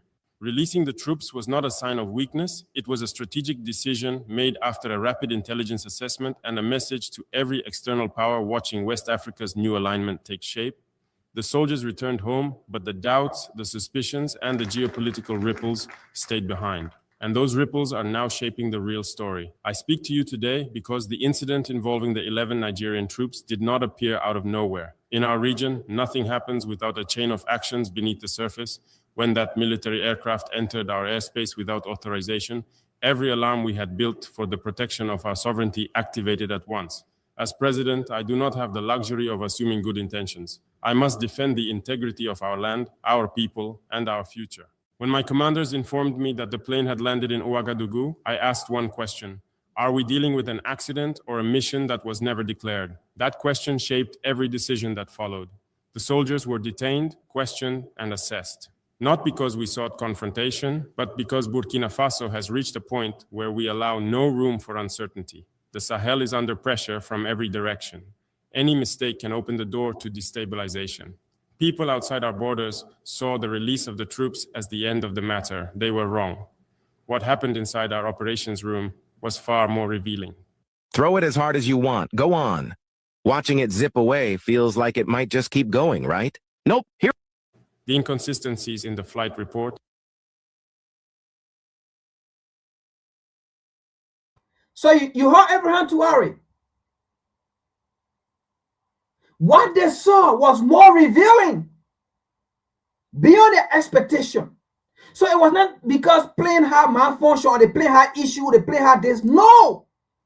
So you Nigerian bloggers, please do your research properly. We understand you want to get money, but do it right. And not just Nigerian bloggers. If you are carrying an African story, do it right. Because this is a fight. We're not here to play fun. You heard what he said. What they found in the plane was more revealing. It was not about no damn plane had a malfunction. After they sent the 11 men, because what they did, the plane left behind for inspection. And then they released the 11 men and said, okay, you guys can go back. You can go to your nation and go and fight Boko Haram. Now you succeeded in stopping the freedom of the people of Benin. You succeeded. Because you want to save a dictator. You succeeded. No problem. Go back to Nigeria and go and fight Boko Haram that is destroying and killing your people, that is beheading your people, that is pregnating a teenager, getting them pregnant in the forest. Go and fight those people. So we will release you. Go and fight them. Go and fight for your people. We don't have time keeping you here. We don't want to keep you as prisoners of war. As far as we are concerned, you are not a prisoners. You are not enemy to us. You are Africans. So we believe Africans should fight for Africans to protect the people who are not in uniform, who are not military. So go back to Nigeria. Say you are a military man. Say you are brave, you are strong. Go back to Nigeria and fight Boko Haram to protect your people, because your people are dying, your people are being beheaded, your people are homeless because of Boko Haram. Your children, your grandchildren are being kidnapped, and they get them pregnant and then leave them to go in the bushes. So go and fight. You are not our enemies. You are not our problem. Go and fight those people. Say you went in Benin to fight for one man who is a dictator to France, who is a dictator in Benin because of France, and treating his people. No problem. You succeeded. Go back to Nigeria. Go and fight Boko Haram. We will not keep you here as prisoner. You are not prisoner. We are not in war with Nigeria. However, we will inspect the plane to make sure that your plane landed here and you said it was because of malfunctioning or the plane have issue. Now, the Burkinabe use their own engineer to examine the plane first of us if the plane actually have malfunction. Abraham Tuari said no, it was more revealing that it was for different thing. There was no malfunction issue. There was something foreign in that plane, which of course, being a military government, he's not going to explain everything, but you will understand. Let's move on.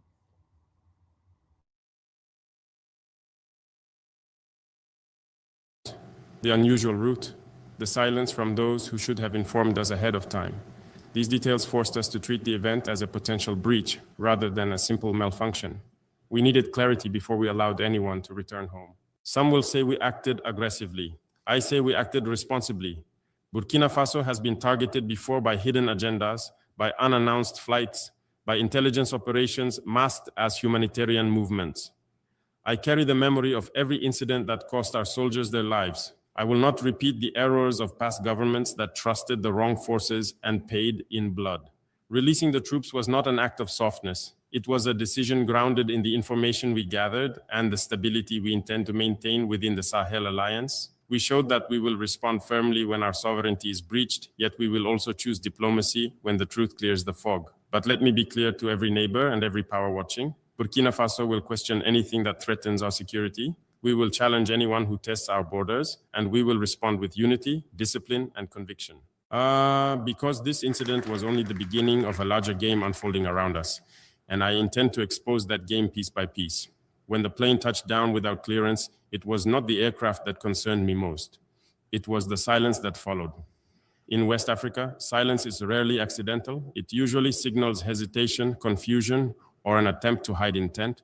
For several hours, neither Abuja nor ECOWAS provided a clear explanation for the presence of their troops on Burkinabe soil. That silence told me something was unfolding behind closed doors, and it was my responsibility to understand what. Inside our command center, every detail was placed under scrutiny. The flight's path did not match the official story. The communication logs showed irregular pauses. Even the state of the aircraft raised questions about... Now, you heard what he said.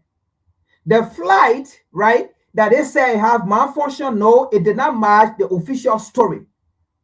You heard it. Let's continue. There are a lot of things. But like I said, he's not... He's explaining so that you can know. But again, he's not going to bring out everything. What I mean, you understand that now, of course.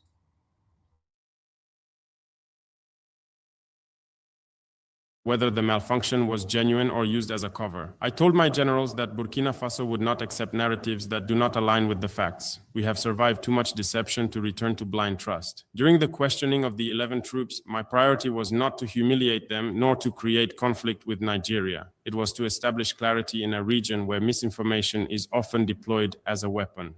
The soldiers appeared disciplined, but unsure of how much they were permitted to reveal. That alone signaled that the mission carried layers beyond what was shared publicly. I will not disclose every detail of what was learned, not because I fear consequences, but because national security demands discretion. Yet I can say this: there were elements that did not align with a simple emergency landing, and that knowledge shaped how we responded. Our decision to release the troops came after 3 strategic considerations. First, escalating the situation would have opened the door for ECOWAS actors who are waiting for any excuse to paint Burkina Faso as unstable. Second, the Sahel Alliance values predictable cooperation within the region, even when tension arises. Third, we had already achieved what mattered most. We asserted our sovereignty and made it clear that no military force enters our territory without explanation. I chose to release the soldiers because Burkina Faso had already won the most important battle. We demonstrated discipline, intelligence, and control. We showed Africa that the new Sahel does not panic, does not bow, and does not react blindly. But we also uncovered signals that this incident is part of a wider pattern, a pattern that threatens the balance of power in West Africa. And now that pattern must be addressed. In the days following the release of the 11 Nigerian troops, many asked why Burkina Faso reacted so decisively. They forget that our nation stands at the center of a silent contest for influence in the Sahel. Every move on our soil is watched, interpreted, and measured by actors who want to shape West Africa's future without ever stepping into the light. This is why I say the incident was not an isolated mistake, it was a test. Someone wanted to see how far Burkina Faso would allow its sovereignty to be stretched. The pattern has been clear for months: flights skirting close to restricted airspace, intelligence reports showing unusual coordination between foreign operatives and regional political actors, statements from ECOWAS hinting at pressure that does not match their public diplomacy. These signals form a chain, and the unauthorized landing fit neatly into that chain. I knew it the moment my commanders informed me of the aircraft's registration. What concerned me most was not the soldiers on board, but the possibility that their presence was designed to collect information or assess our readiness. Nations have used such tactics for decades. A so-called emergency landing becomes a convenient cover for observing responses, testing defenses, or measuring political unity. Burkina Faso cannot afford to ignore these possibilities, especially when our enemies hope for even the smallest crack in our resolve. Inside Nigeria, there are factions pushing for alignment with foreign interests that oppose the Sahel Alliance. I do not blame the Nigerian people. They are our brothers. I speak of political forces who still cling to the idea that West Africa must remain dependent, divided, and vulnerable. These groups know that a united Sahel challenges their influence, so they watch us, they probe us, they wait for weaknesses. This is why our response was disciplined. We acted firmly, but not recklessly. We allowed no chaos, no panic, and no emotional reaction. My intention was simple. Burkina Faso must show that it is no longer a weak state that can be manipulated or intimidated. Every move must reflect strength and clarity. The release of the soldiers was not a sign that the matter was closed. It was a signal to the world that Burkina Faso sees the broader game in motion. What landed on our soil was not just a plane, it was a message, and now the Sahel must respond with unity. As the days passed, many external observers claimed that Burkina Faso overreacted. They speak as if they understand the dangers we face. They do not. They do not live with the memory of villages burned by insurgent groups armed by foreign interests. They do not carry the responsibility of protecting a nation that has survived waves of destabilization. Those who judge us from afar forget that Burkina Faso stands on a front line they helped create. When we evaluated the incident, I asked my security chiefs to trace every movement of the aircraft before it entered our airspace. What they found strengthened our concerns. The flight had deviated from its stated route, communication gaps appeared at critical points, the timing aligned with intelligence alerts we had received about increased surveillance attempts on Sahel Alliance military readiness. None of this could be dismissed as coincidence.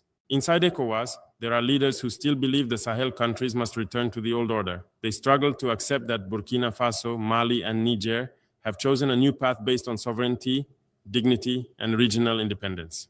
To them, any opportunity to pressure us is useful. A sudden landing, an unclear mission, or a diplomatic misunderstanding becomes a tool for narrative warfare.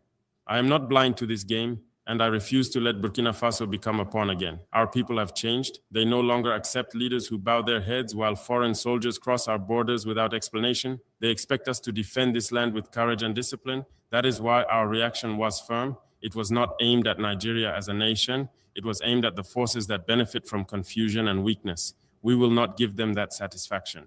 Diplomacy required that we release the 11 soldiers once the questioning ended and our intelligence evaluation was complete. But strength required that we send a message through our actions. Burkina Faso will not tolerate any operation that undermines our sovereignty. Every incident will be examined. Every aircraft will be monitored. Every explanation will be verified, not accepted at face value.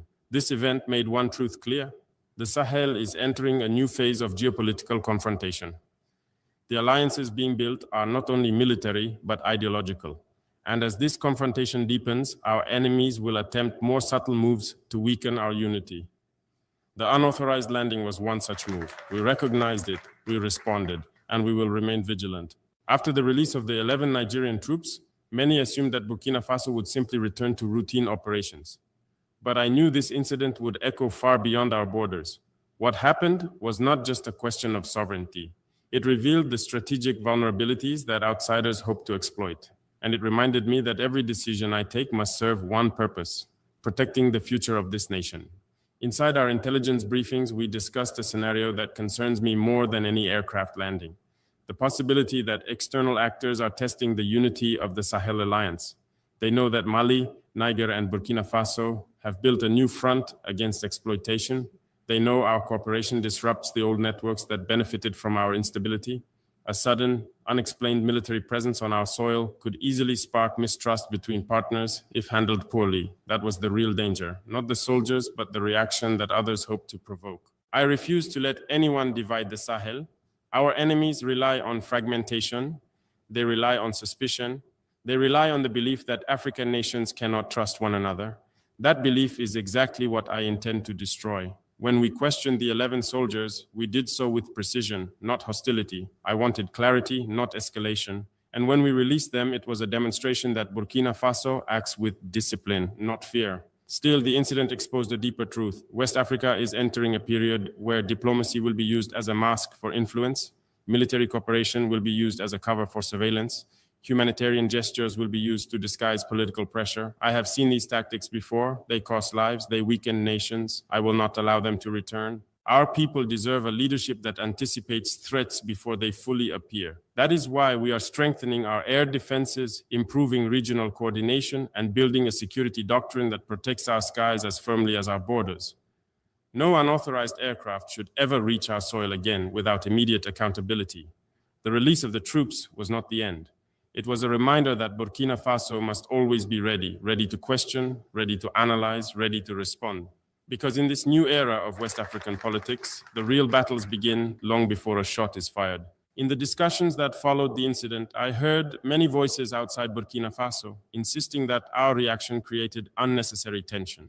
These are the same voices that stayed silent when our people were left alone to fight for their survival. They are quick to offer advice, but never responsibility. They speak of stability, yet their actions have often fueled the very instability they claim to oppose. This hypocrisy is why I no longer measure my decisions by the comfort of outsiders. I measure them by the safety of my people. The unauthorized landing forced us to confront a critical question. How prepared are we for unpredictable moves in a region where alliances shift overnight and foreign agendas operate behind polite diplomatic language? I told my commanders to treat this event as a live test of our national readiness. Our response needed to be fast, coordinated, and disciplined, and it was. That alone sent a clear signal across West Africa.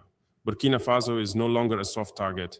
During the investigation, one conclusion became undeniable. Someone wanted to observe how we would react under pressure.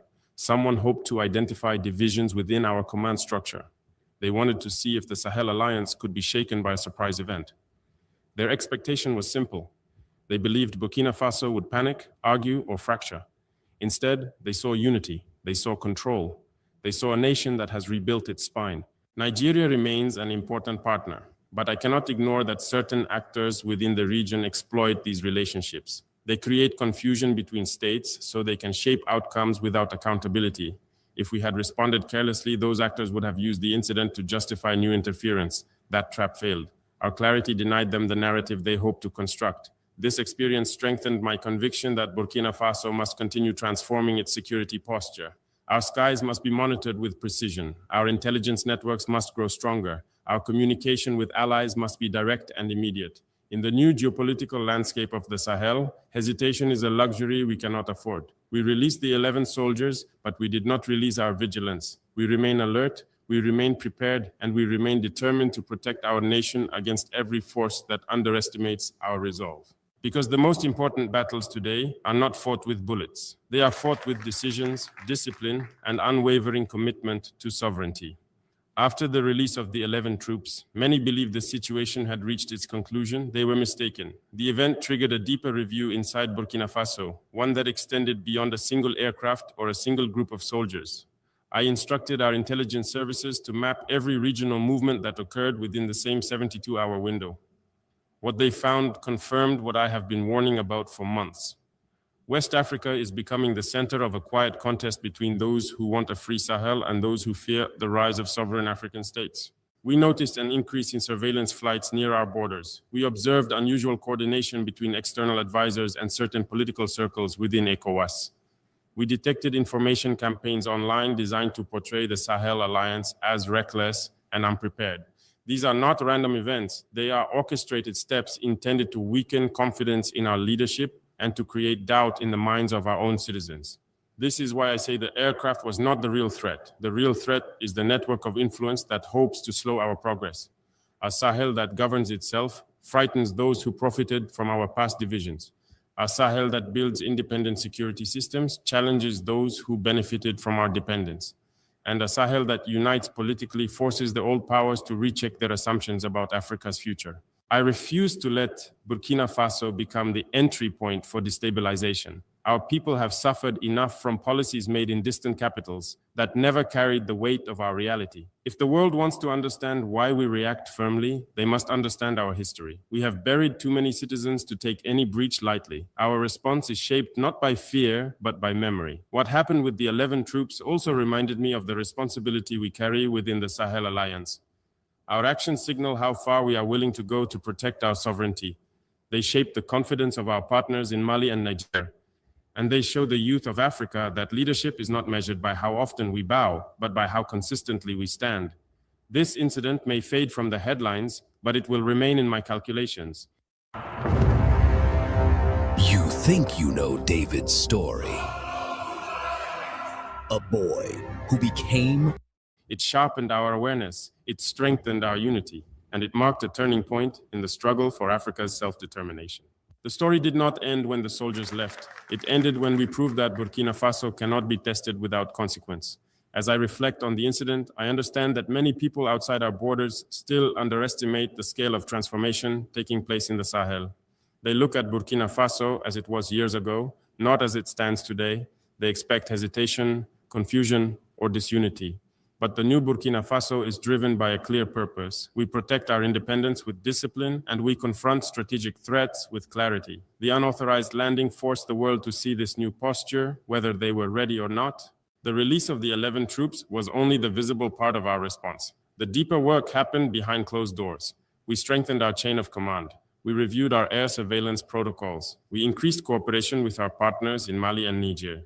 We upgraded the communication systems that alert us to possible infiltrations. These measures were not designed for a single incident. They were designed for the new geopolitical environment rising across the Sahel. I know that some actors hoped this event would shake our internal confidence. They believed a surprise landing would expose weaknesses or divisions. Instead, they witnessed something they did not expect. They saw a nation that responds rapidly, evaluates calmly, and decides with purpose. They saw a military that no longer waits for instruction from foreign advisors. They saw intelligence services that think independently and refuse to be misled by surface explanations. This is the Burkina Faso I have been working to build, a nation that understands the cost of past vulnerabilities and refuses to repeat them. Our people have endured years of conflict. They have carried the weight of decisions made by leaders who traded sovereignty for comfort. Today, we choose a different path. A harder path, but a dignified one. The 11 soldiers were never the enemy. The real challenge is the strategy behind the incident, the calculations hidden beneath diplomatic language, and the efforts to measure our readiness. I want every foreign power to understand this. Burkina Faso does not fear engagement, but we will not tolerate disrespect. We welcome cooperation, but we reject manipulation. We stand open to dialogue, but we will not kneel. This incident revealed who is watching us, who is testing us, and who is preparing for the next move. And it confirmed that Burkina Faso must remain alert, because in this new era, sovereignty is not defended once, it is defended every single day. The world will remember the release of the 11 Nigerian troops as a brief moment in regional news. But for Burkina Faso, it marked a turning point. It reminded us that vigilance is not a choice, it is a necessity for any nation that refuses to bow to external pressure. The Sahel has entered a new chapter, and every decision we make carries weight far beyond our borders. I want our people to understand this clearly. The strength we showed was not for a single day, it was for the future we are building. A future where no foreign force decides how we defend our land. A future where unity within the Sahel becomes a shield against manipulation and division. A future where Africa determines its own destiny. The soldiers returned home. The aircraft is gone, but the lesson remains. Burkina Faso will never again be caught unprepared. We stand ready, we stand disciplined, and we stand sovereign. Show your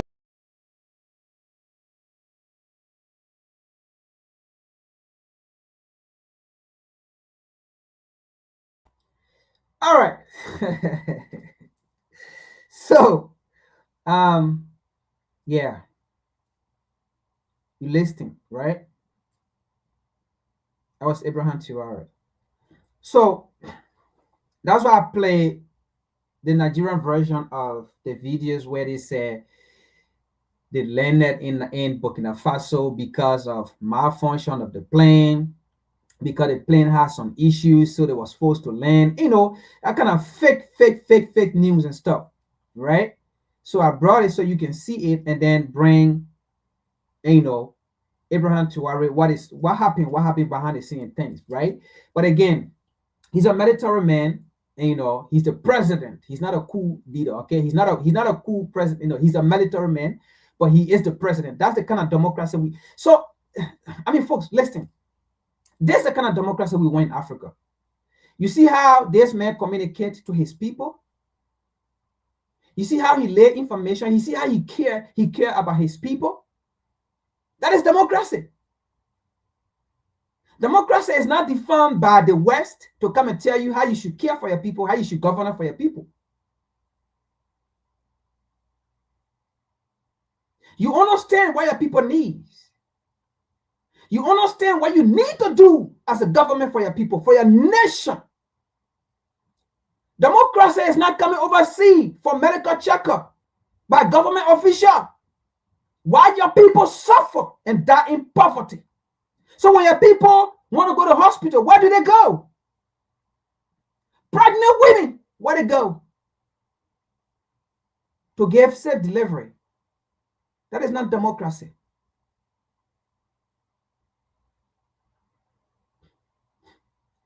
Democracy is not having diplomatic meeting. You are having diplomatic meeting about 4 or 5 times a year, 20 times a year by overseas officials. That is not democracy. And then when you're sick, you travel to France and Europe, to America for treatment. Yes, you can afford it, but your people cannot afford it. That is not democracy. That is why I keep saying we have to defend democracy. And it's very easy to defend democracy. Not a Western form of democracy to say democracy is by the people, for the people, of the people, by the... No, that's a bullshit of a definition for democracy.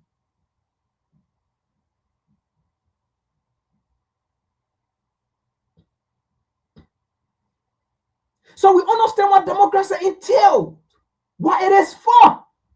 And we understand the function of a democracy.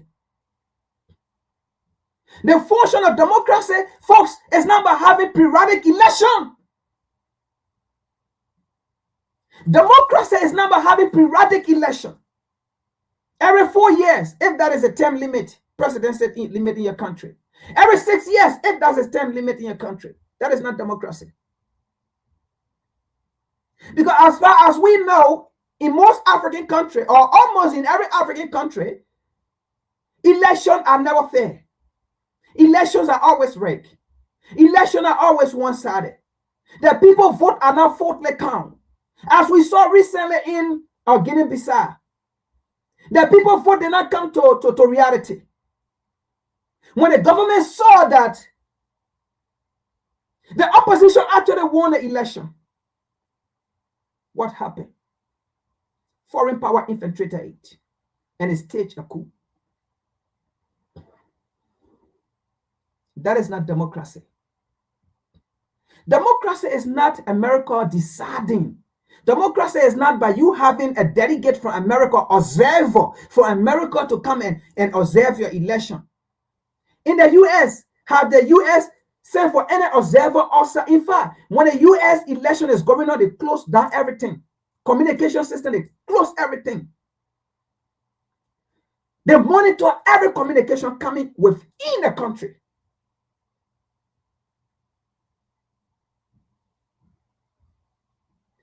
Because they understand.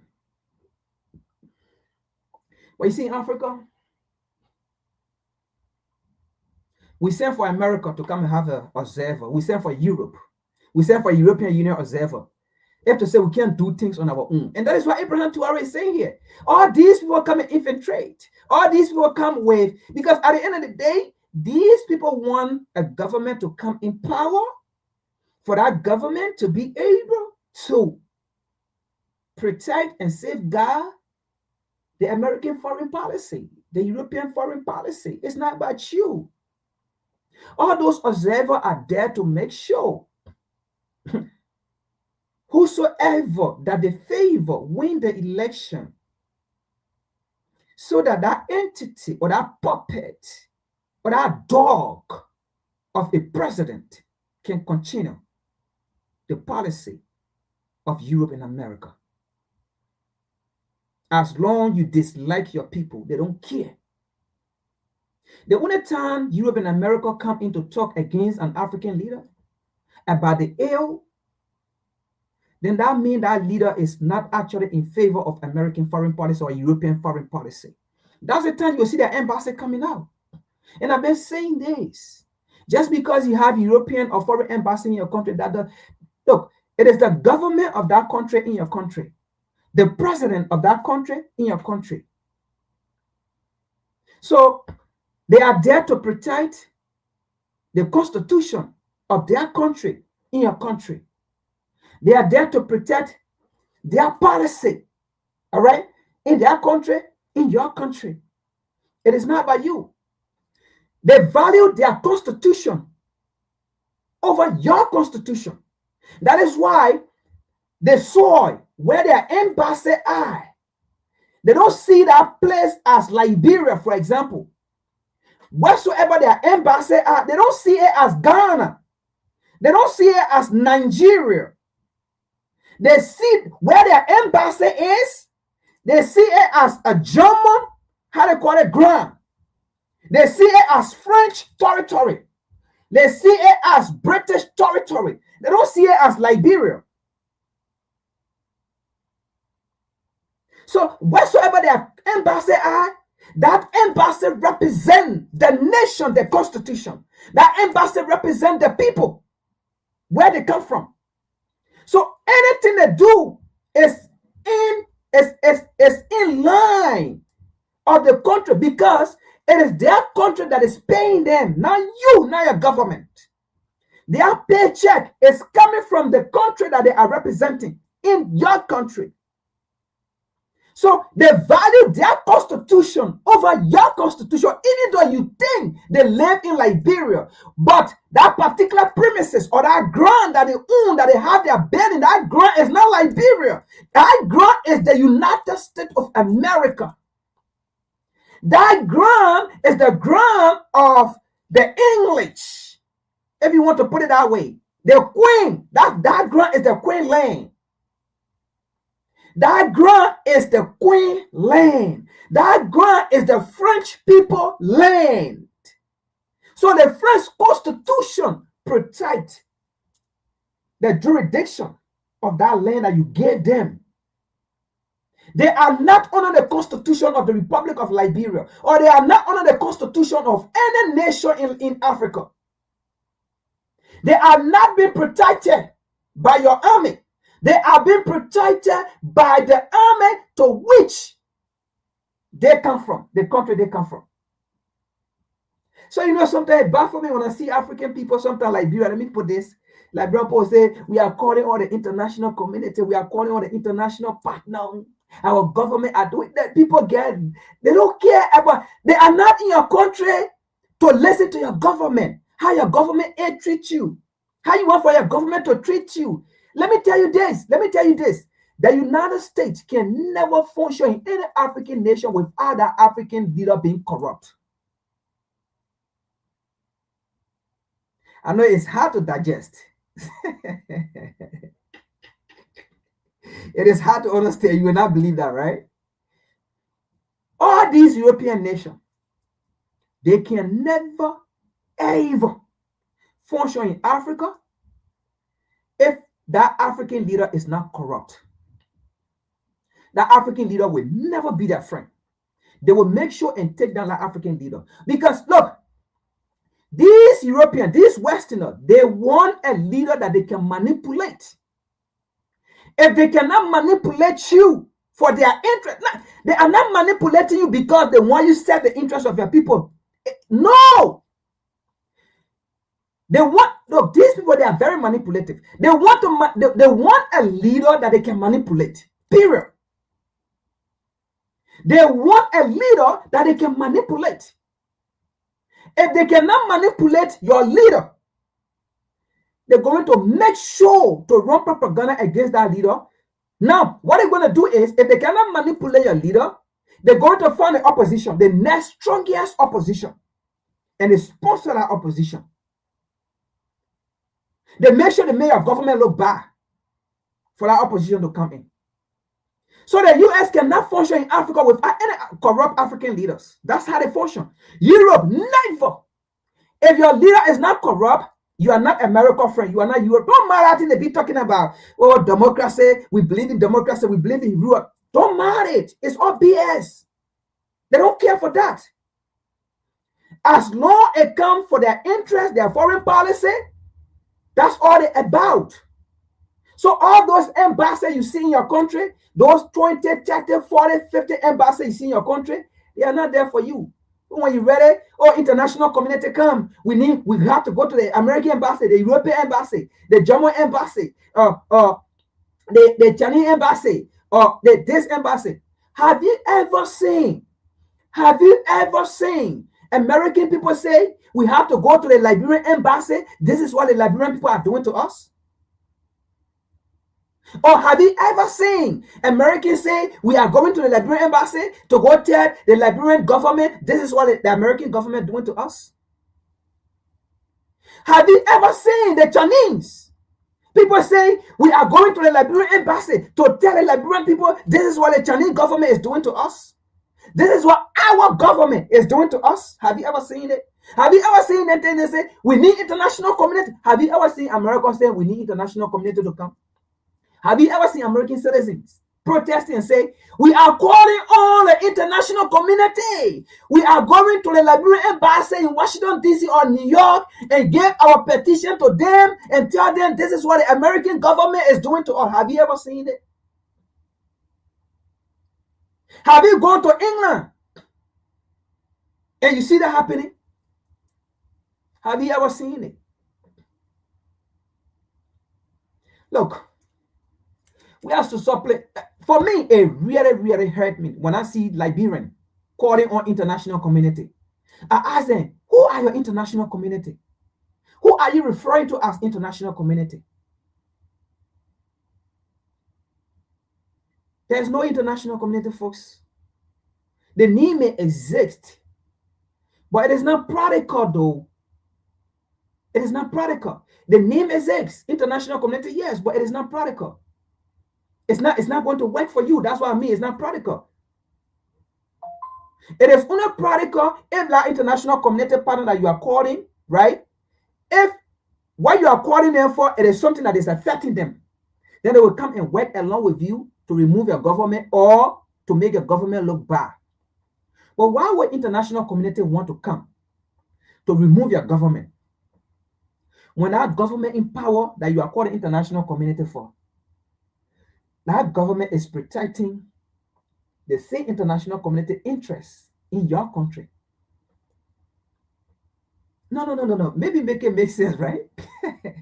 Why will America want to come and remove a government that you think is not providing the means and wants for you, but you are calling the US?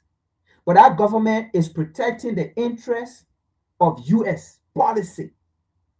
Why would the US want to run propaganda against that government? Sense. Well, anyway, let me not change it. You heard what Abraham Tuare said. Nigerian. Don't go after Abraham Tuare. What you should be asking yourself is, why was Nigerian Air Force doing in Burkina Faso? What did you go to do in Benin?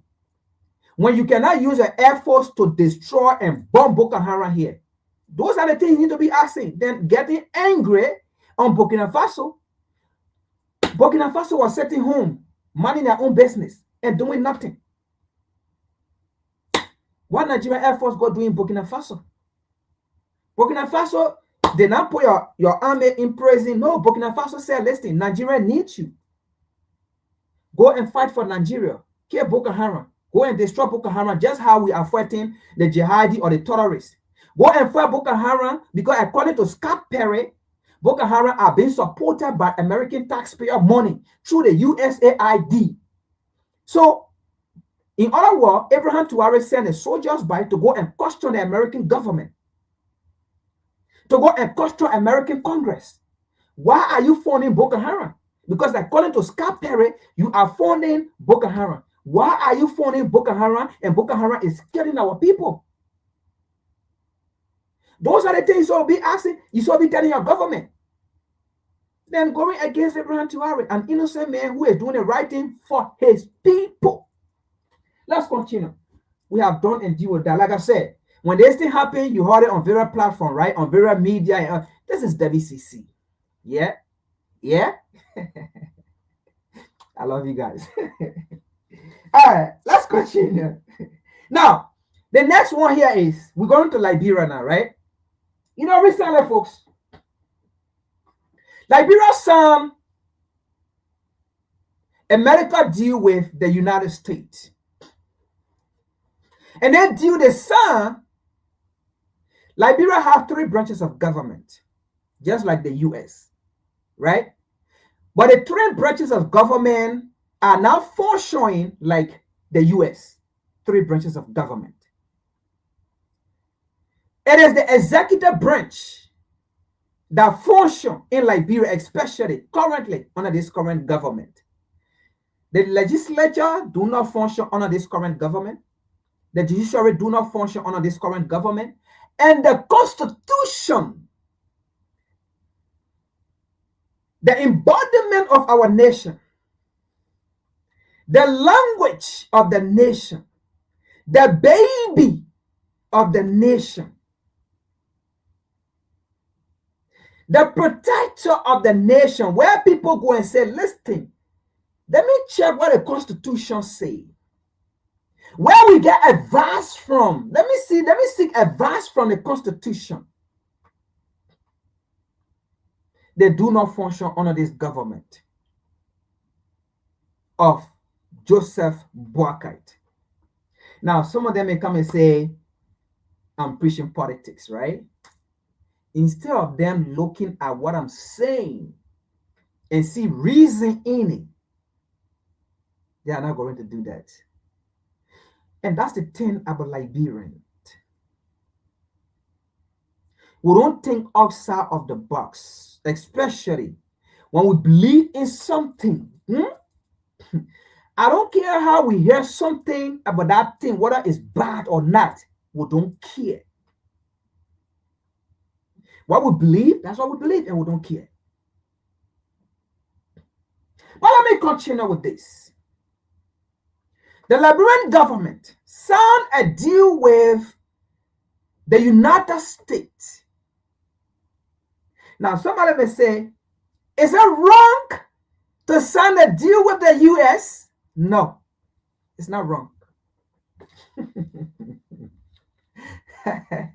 It's not wrong. But it is wrong if the deal that you sign with the US is in danger of the Liberian people. That makes it wrong. If the deal you are signing, whether the US or not, but different person. But I'm using the US because this happened with the US and Liberia. So I'm being specific. It is not a bad thing to make a deal with the US. Like you heard Abraham Tuwara, what he said. We are making deal with partners who understand. Let it be fair. Let it be real. Right? As I can paraphrase it, you listen to it. But I put the link already. So it is not a bad thing to make a deal with the US. But what kind of deal are you making with the US? Is it in line of the safety of the Liberian people? Folks, the Liberian government went and signed a deal with the United States government. Now, the legislature, the judiciary, none of them know about this deal. The government went and signed a deal with the executive branch. Gave all her rights to the US. Gave all her rights to the US. What was that deal? This deal gave full right to the United States to access the medical data of the entire nation of Liberia. This deal gave full right to the US to access the medical database of every Liberian citizen, medical record of every Liberian citizen. In fact, the United States have right over it then the Liberian people. The United States can decide that, look, Liberia, you are not going to have access to your medical database, and that will be it. Because the Liberian government have sold her right to the US for how much dollar? Listen to this. $125 million for 5 years. We're going to do some math here, okay? We're going to go into it, but we're going to do some math here. You see how? Let's do this. For $125 million for 5 years, gave her medical database to the US for 5 years. Let's do some math here. 125 million divided by 5 years. Each year we get $25 million. Basically, the US is paying $25 million every year for 5 years for the Liberian people for their database, medical database, to be turned over to the United States. 25 million. We're talking about a nation. 25 million every year. Now listen to this. What is the population of Liberia? We are 5 million plus, right? According to estimate. We might be 6 million, but let's go with estimate that they gave us. We are 5 million plus. Let's say we are 5 million, right? Now, divide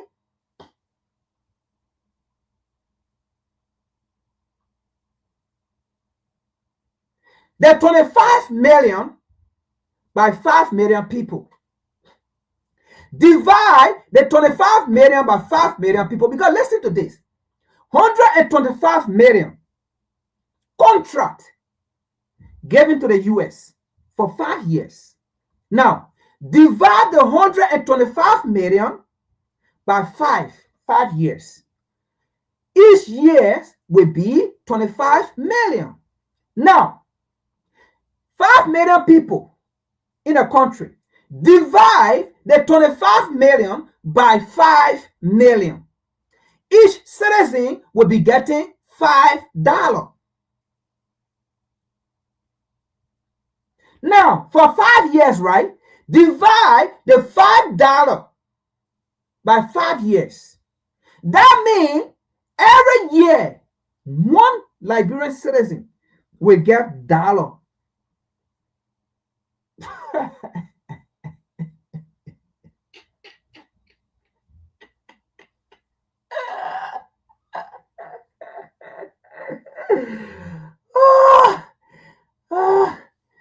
Oh my God. No, this is funny, right? But let's see.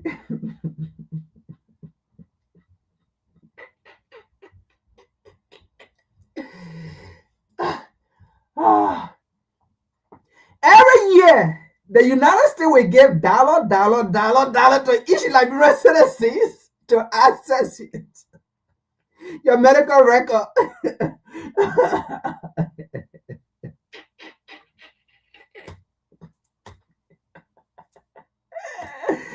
Oh God, what kind of government is this? Oh Lord. And these are the educated people though. The government, I mean, so educated people in our government. They are well educated. Well educated. They are, I mean, well educated. They know, they can read it. I mean, they are well educated. Right? So every year, the US gave dollar for each Liberian citizens so that the United States can access your medical data. And not just access, but they have full right to it. What that means is, listen to this. First of all, the United States is leaving the WHO, the World Health Organization, if they are not left yet, but they are leaving. They don't want to be part, right? Now, what the United States want to do is that, what the government of Liberia have done, the government of Liberia have made Liberia a guinea pig nation. What that means here is, the United States have access to the healthcare system of the Liberian people, then the Liberian government. The United States can dictate at any time because you are being bought. What this means is, Liberia as a nation will be used as guinea pig. What that means is, the United States will create her disease. Like how coronavirus was created. Don't fool yourself. Don't think coronavirus was created right in the US. In the United States, coronavirus was created here. Okay? It was created here.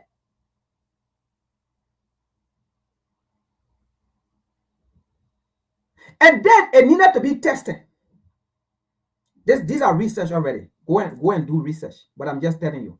Don't ask me how you know that. Because now, that's what most Liberians do. If you try to educate them, instead of them taking pen and paper and write down something, and then go and make follow-up, but it will come. How you know that? How do you know that? That's being lazy. Coronavirus was created here, according to people. Let me put it that way. Okay, for the safety of our platform. All right. According to people, was created here, Boston. Why it was created? Because the United States have bases all around the world, right? In Asia, they have United States Marine there. Mosquito biting them, killing them, and these are things you don't know about. But they're not coming to tell you, go do research. All these things are there. So they came out with this virus, right? Created it so that they can take it in Asia there to inject the citizens. But they have to do some tests. So they needed to do a test on bat to see how it will be, what they call, right? But this bat, the United States have a bat here. Yeah, the United States have bat here, right? The same bat in China is the same bat in Asia there because they're the same place there. But they wanted to finish the whole stuff before they can take the vaccine there. So they didn't want to take it there to go try it, and then a lead there was going to kill the same marine or going to kill them. So the bat they have here is not the same bat they have in Asia there, where the marine base is, the mosquito killing them. It's China that have the bat. So they decided to take this virus to China. That's why when it came out, they said, oh, China created coronavirus. It came from China. It came from China. Yes, it came from there because it started from there. But the virus was made here.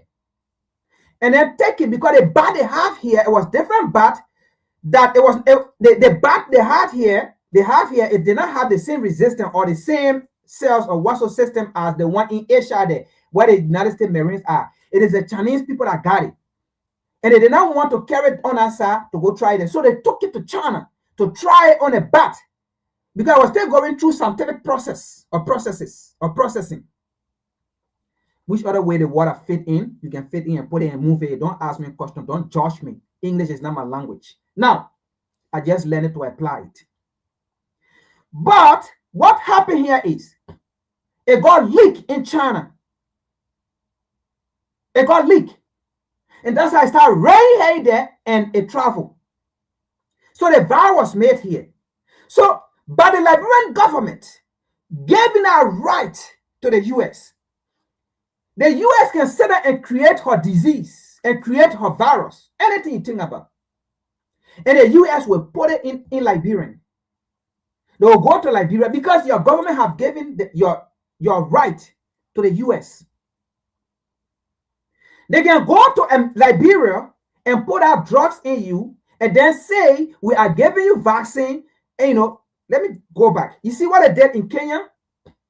Some years back, and we reported on it. That was 2012, 2013. But before 2012, 2013, Bill Gates have gone to Kenya. And that was what they did. And that's the same thing they're trying to do to Liberia. But with this, it's more sophisticated and it's going to be more dangerous than even what happened in Kenya. Because what happened in Kenya, it was not a deal that was signed by government, to say this, that, this, that. Bill Gates left from here and went to Kenya. And Bill Gates campaign is about depopulation, to depopulate the African continent, right? And depopulation comes in so many ways. Now, Bill Gates went to Kenya and then said he was putting polio vaccine in women ages 12 to 18. And then he said the vaccine he's giving her was polio vaccine, so that when you're pregnant, you don't have to take polio vaccine again. And then that vaccine will be in you to protect your unborn child. You stay 12 and they're giving you polio vaccine for something, pregnancy that will happen maybe after some 12 years. 12 years to come, pregnancy that will happen. But at 12 years, they're already giving you pregnancy treatment, polio vaccine. That's what they said. But not knowing that vaccine was not polio vaccine. It was a vaccine that would destroy the womb of this Kenyan female. So they put steroid in them that destroy their womb. So now, all these people that took the vaccine, they couldn't get birth. After years, some of them 10, 18, they couldn't get pregnant, 20, 25, they couldn't get pregnant. So 2012, 2013, the Kenyan women started protesting. And then it even came out that Jomo Kenyatta said, let one man have at least 3 wives, 4 wives, so that the Kenyan women can give birth. Because the Kenyan women, those that took that injection, that so-called fake polio vaccine that destroyed their womb, they did not know that the vaccine Bill Gates gave them that said polio vaccine, it destroyed their womb. They didn't know that. So they never knew. They start putting blame on their husband, on their certificate, all of that. They couldn't function. They were what they call, they did not get good sperm, they did not get good day, they did not get good day. So they couldn't get pregnant, they couldn't make them pregnant. It became an issue to the extent Jomo Kenyatta, the president at that time. No, not Jomo Kenyatta, but Kenyatta. What is his first name? His first name I can't get. Jomo Kenyatta was former president. By the way, his name is there. So he went on air to say, let a Kenyan man have at least 2 to 3 wives so that they can impregnate or they can pregnate these women so that they can get birth. Now I knew that was not the case. Bill Gates had destroyed them with polio vaccine. He claimed it was polio vaccine and gave to them. Not only he was destroying their womb. What then happened here is it became a major concern. The Kenyan doctors, scientists, decided to run tests. So what they did, they kept it silent. All the people that was complaining that they couldn't get breath, right, that went to the hospital to check what happening, whether it's from them or from the men. When they go check, medical record proved that all those that took the vaccine that Bill Gates gave them, said polio vaccine, their womb were all destroyed. They couldn't get breath. All those that took the vaccine, all of them. And then when it started happening, people that took the vaccine, some of them start going out voluntarily to go for tests. And when they went, their womb destroyed.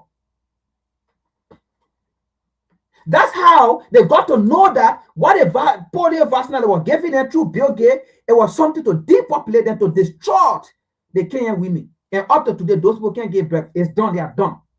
So Liberian, America can create her disease and come to Liberia and say, you know, this vaccine is for this, is for that, is for this, to prevent certain things whatsoever. But now knowing they are using it as guinea pig, they're putting disease in you. And then when they start doing things, then they come out with the antidotes to come and test it on you.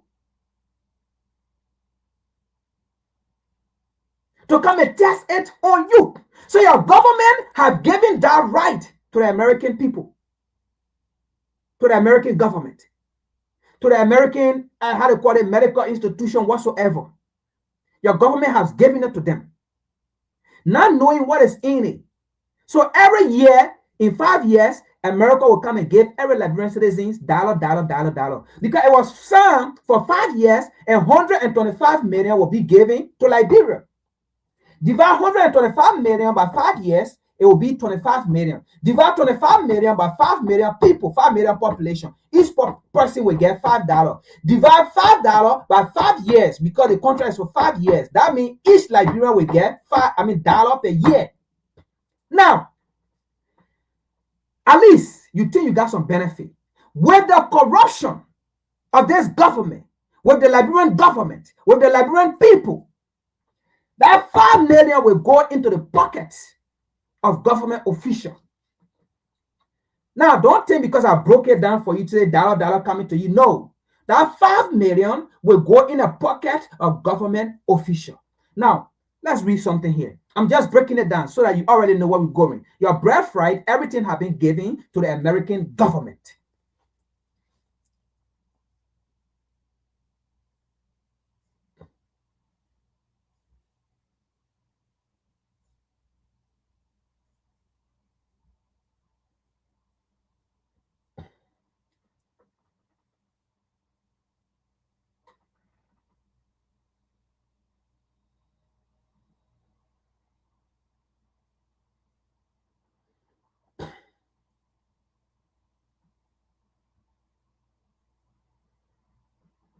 Now,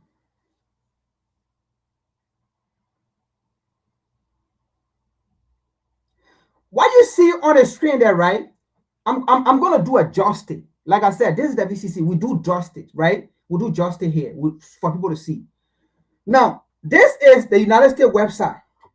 I think Monrovia, Liberia, their embassy, right? This is what they have there.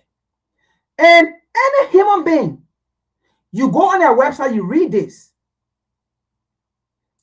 you will feel happy. And if anybody come and talk against this, you will even go against that person. But just because it looks nice and sweet, it sounds sweet here as you read it, that doesn't mean that's what's going to happen, or that's the reality. America been in Liberia since 1822.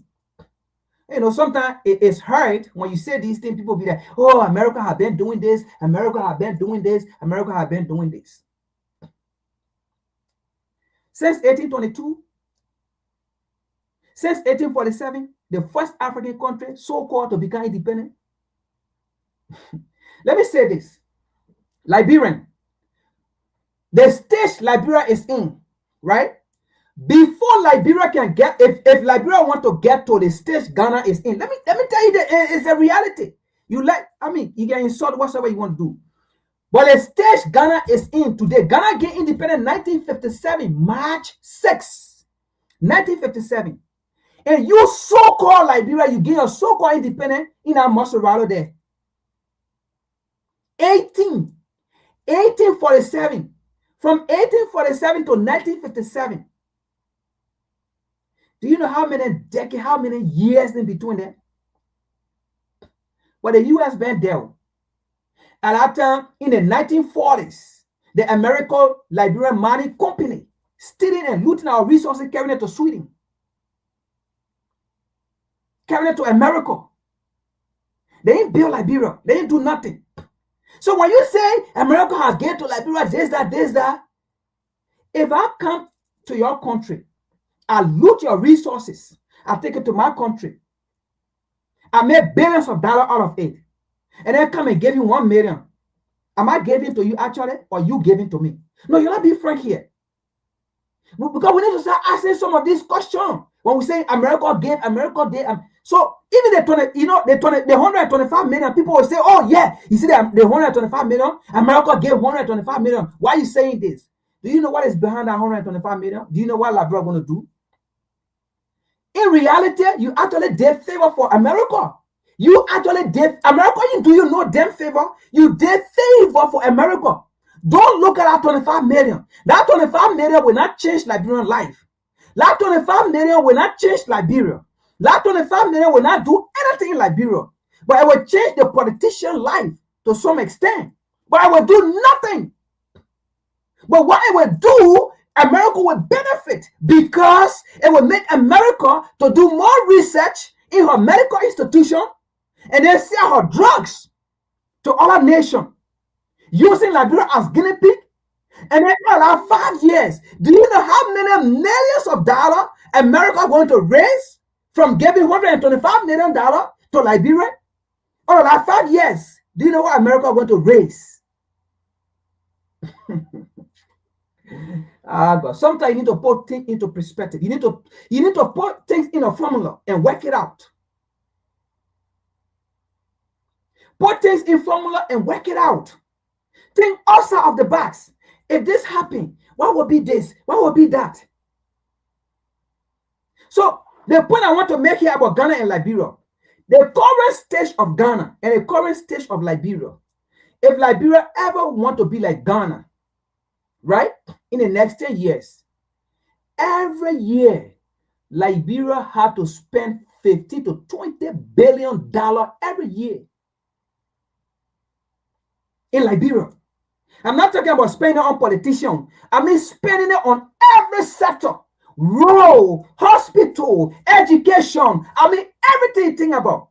Every year, Liberia have to spend $15 to $20 billion for the next 10 years before you can even be like the current Ghana. Then they talk about somebody can give you $125 million. You think that's plenty of money? When every year, to just for Liberia to be like the current stage of Ghana, because it is a shame to even be talking at this time as a Liberian, be talking about, look at how Ghana is built, look at how this. No, it is Ghana that's supposed to be saying, look at Liberia, how Liberia is built, how Liberia is dead. Because since 1847, Ghana just gained independence 1957, March 6. But look at Ghana today. Liberian government officials going to Ghana for medical treatment.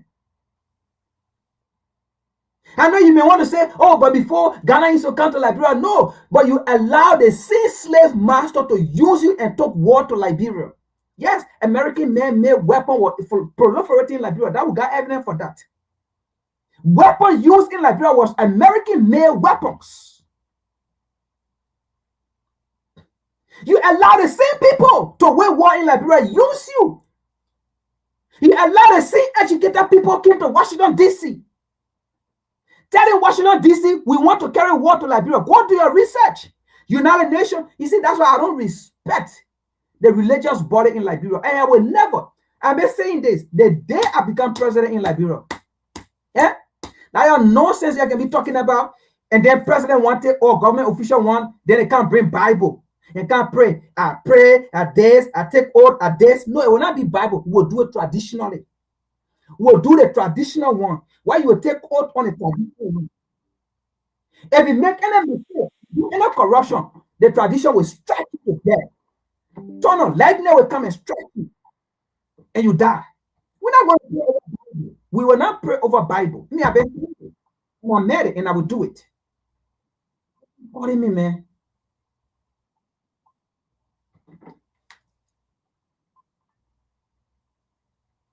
And I will do it. Now, don't tell me, say, oh, you don't believe in Bible. I read the Bible more than even you. I understand the Bible more than even you. People use the Bible to hide their deeds.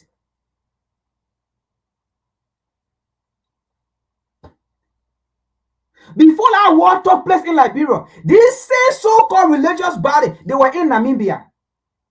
And they all advocated for the war to come in Liberia. The religious body, y'all go to your damn research then, man. You do your research then.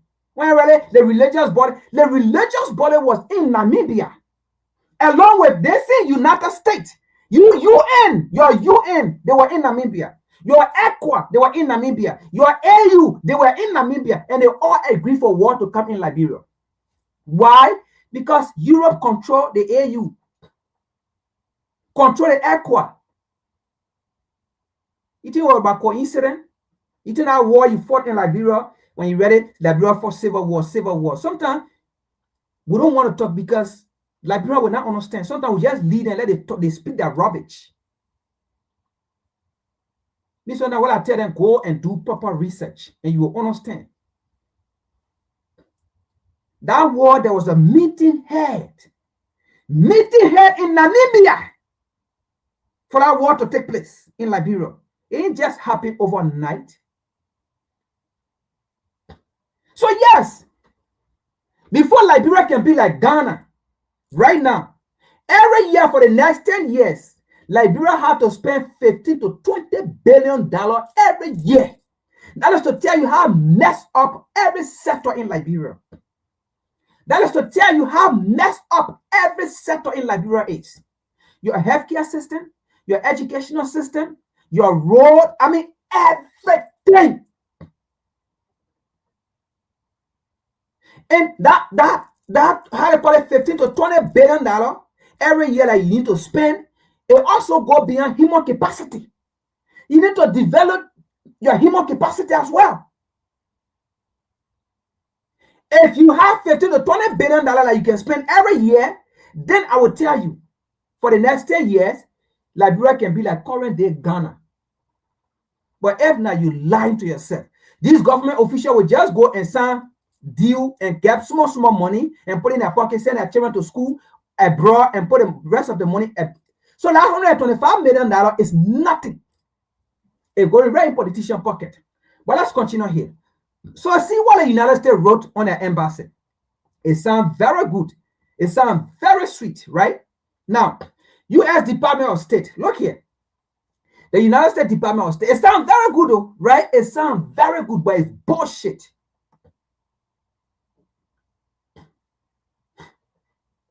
Labeling memorandum of the America First Global Health Strategy, right? Strategy with the signing of the United States Liberia Bilateral Health Cooperation Memorandum of Understanding. Bullshit MOU. Today, the United States and Liberia have achieved, and you see how they can read these nonsense things, these nonsense languages and things. Today, the United States and Liberia have achieved a historic milestone. Milestone. Can you imagine? So that means since 1847, this has been one of the most important. Oh my God. Anyway, let's read. Today, the United States and Liberia have achieved a historic milestone in advancing the America First Global Health Strategy by signing a 5-year bilateral health cooperation memorandum of understanding, MOU. It sounds good, though. It sounds very good, but it's bullshit. Let me say, how are you going to say BS? It's bullshit. Now, over the next 5 years and working with Congress, the United States in turn to provide up to $125 million in health assistance. We sound good. It sounds very good. It sounds good, right? Let's read. With health assistance. Who don't want assistance? Who don't want to be safe? With health assistance to Liberia, supporting critical areas such as HIV, right? Malaria, maternal and child health, and global health security. We sound good. If anybody read this, even maybe somebody who don't understand will be like, but friend, you stupid. What is in there that sound ugly? What is in there that sound dumb? What is in there that sound bullshit? But this is what the American people say. This is what Washington, D.C. say. We sound good. But there have been other deals that have been signed since 1847 that sound good, right? But have it manifested in Liberia. Liberia is one of the poorest countries in the world. Maybe in Africa, Liberia might be the 5th poorest country in Africa. Maybe the 5th or the 5th since 1847 we gained independence. Maybe Liberia might be, the 5th or the 10th poorest country in the world. If you count the 10th, then maybe I did well, sir. With the presence of America, our first ally, that people can say, the stepchild to the US, people can say. But let's continue here. In turn, Liberia will commit to increase its domestic health expenditure by almost 51 million to gradually assume greater financial and corporational responsibility for its domestic health system. Now let's do this. How can this happen? When Liberia, first of all, Liberia is not working, building on its own healthcare system. Just because you gave this memorandum, you gave your database or whatsoever, all the American government is giving $125 million to Liberia. Do you know how many $1 million you need just for healthcare system to transform the healthcare? And transforming the healthcare is not just about building. It's about training your people, sending your people overseas, first of all, to become good medical expert or doctor, and then send them back to the country. Do you know how many million you will spend in a human capacity development of Liberian? Then you're talking about you get 25 million for 5 years. Then you're talking about within our 5 years, Liberia will be able to do that and rest 50 million. All these sound nice, but folks, they are bullshit. If you put it into the equation, it's BS.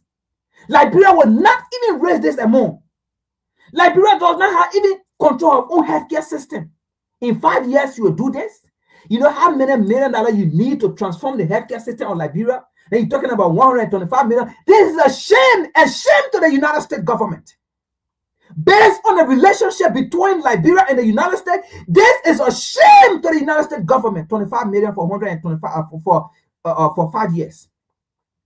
125 million for 5 years. Shame on the United States government. I don't care. Do you know how many million the United States have taken from Liberia? Do you know what Liberia have done for the United States? Do you know how many minimum resources they have taken from Africa, from Liberia? Since the 1940s. They were taking our iron ore, our rubber. You know how many trillions of dollars the US have taken? That $125 million is just part of our resources that they have taken. That $125 million is just part of the rubber that they have taken from Liberia since 1926. Since 1926.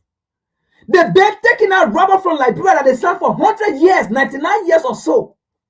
That $125 million, it can't even shake the $1 trillion they have taken from Liberia just from rubber.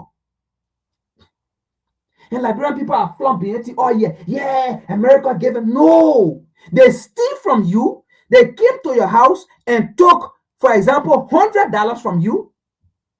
And you don't even know that they took $100 from you. And then they turn around and can't give you $5 and say, you know what? Say somebody took your $100. We'll give you $5 so you can have food ready for you and your children to eat. And then you're there happy, dancing, praising me because I gave you $5. when I took your $100, this is what exactly the US have been doing to Liberia based on our ignorance.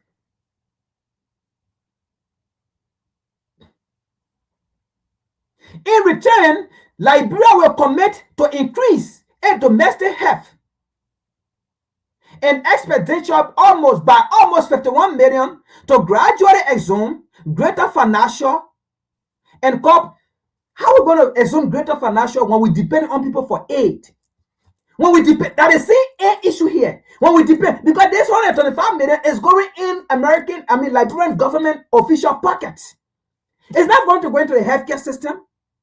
And in fact, the $125 million is a peanut. It's a peanut to transform the healthcare system in Liberia. It's a peanut to transform the healthcare system in Liberia. What kind of educated people do we have in Liberia there? Liberia have demonstrated a remarkable progress over the past decade, including significant strides towards 95 goal for controlling HIV epidemic, reducing malaria. Look, let me take this from there. It really hurting me. It's pinning me. It's pinning me, folks. It's pinning me. I can't. It's hurting me. For real. I just gave you a scenario for Liberia to be like Ghana. For the next 10 years, Liberia have to spend $50 to $20 billion every year. Somebody may come and tell me, say, that or that this. I mean, just roll. You know how many million of $1 billion you need to spend on road in all counties, every street, every major. Listen to this. Just major street in Liberia, in Monrovia itself. Do you know how many $1 billion you need to connect every street, every community in Monrovia? Just Monrovia alone. So don't come and say, how they call it, $15 to $20 billion are too much money.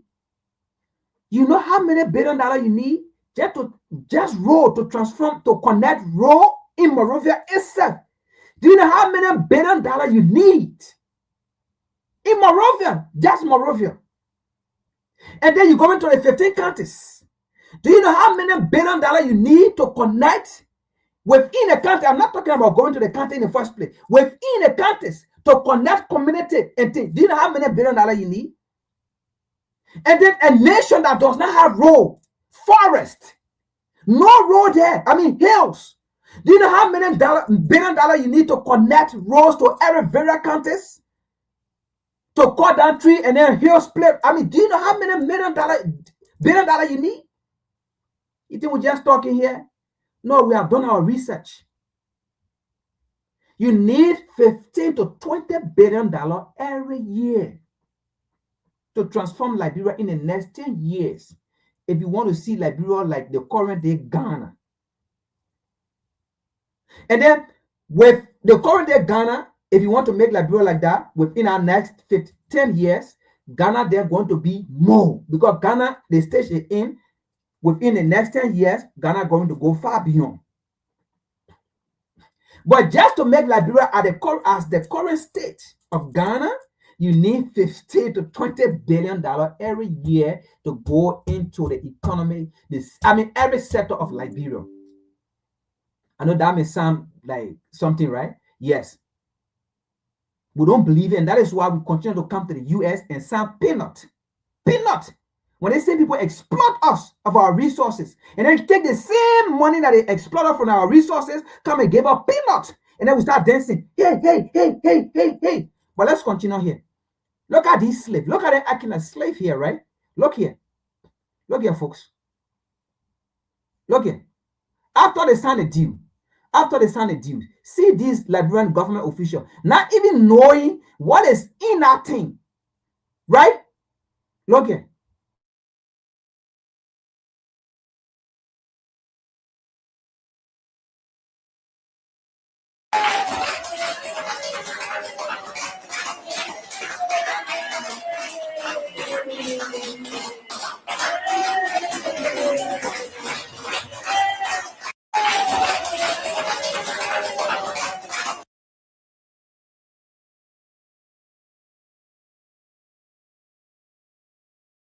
So you see that these are Liberian cabinet, government official, went and sat in a room to watch the minister, right, of health or whatsoever, signing this bad deal with the United States government, and then they sat there and they're all clapping their hands like slaves. Yay!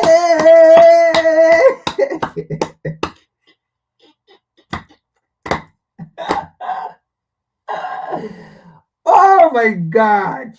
Africa. How much is 125 million? How much? We are talking about a nation here. Do you know how many $1 million you need to transform just the healthcare system? Just the healthcare. $125 million, it can't even shake the healthcare system of Liberia. It can't shake. No, it can't even shake. It can't do nothing. $125 million, it can't do just the healthcare system of Liberia. It can't do nothing. And you sat here jubilating, clapping your hand, if to say you have done something great. But the reality here is you have given the Liberian people out as guinea pig for American or how they call it, scientists to go do their studies. When they see America is leaving the WHO, they are leaving WHO. They don't want to be part of WHO. And then you take your people, give them to them to use it as guinea pig. $125 million. Is that plenty of money to you? A whole country?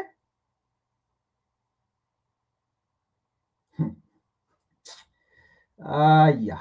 Baba. Oh, God. Liberia.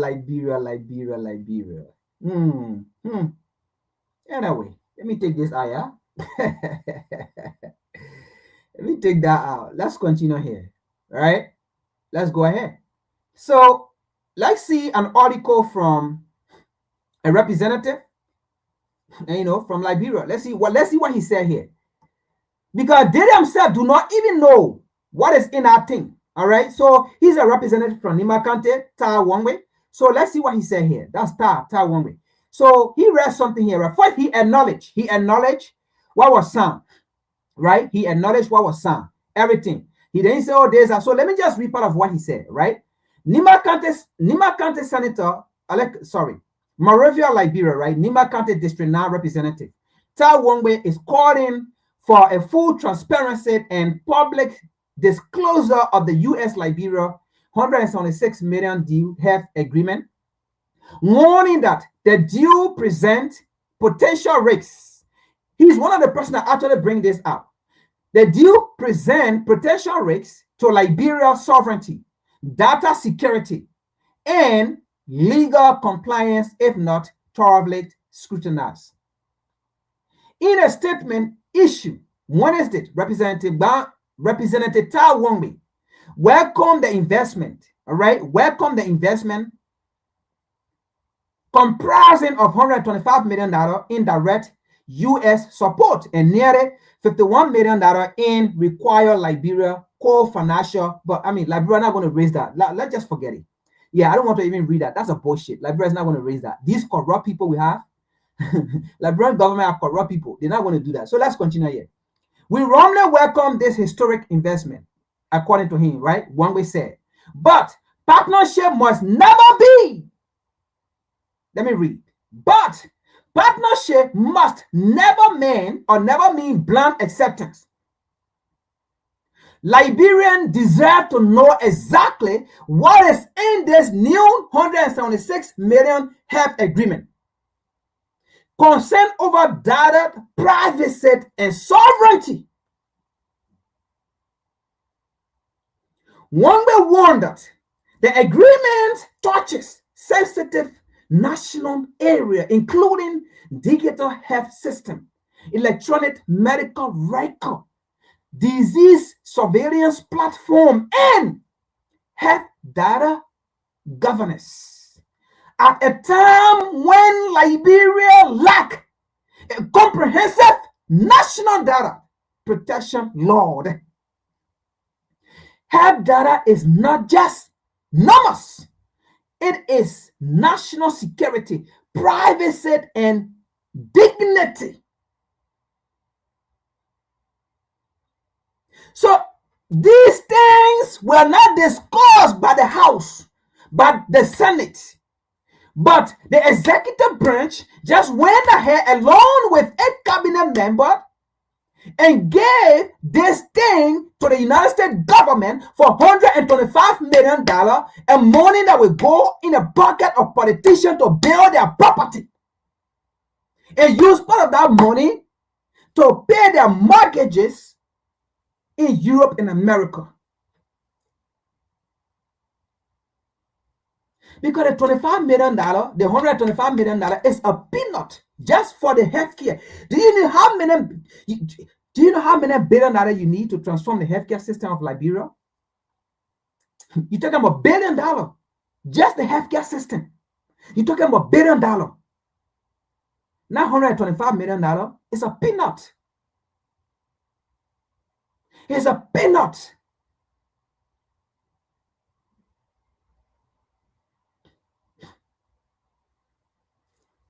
Now, I'm going to take this. I'm not going to read the whole thing. I'm going to take it out. But you understand what we're hearing now, right? Now, let me make a statement here. Let me correct something here quick before we move on, right? Let me make a statement here. Somebody going to say, but Kenya did the same thing. Why are the Kenyan people not angry? First of all, you're receiving $125 million for 5 years. Do you know how many $1 billion Kenya received? Kenya got $1.7 billion. Go do your research. You know, America always shit on Liberia. And this ignorant fool will sit there and think America have done. No. America gave $1.7 billion to Kenya for these things. And now today, go see what happened in Kenya. The court, okay? But you Liberian, your court have been compromised by the government. The government don't listen to the constitution. The government don't listen to the court. When the court rule, government said they're not listening. So before you talk about Kenya, first know how much Kenya got. Kenyan got $1.7 billion for the same 5 years.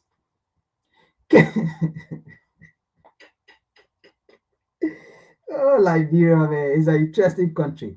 Kenya is the same way Liberia when they signed a deal, visa deal with America for 5 years.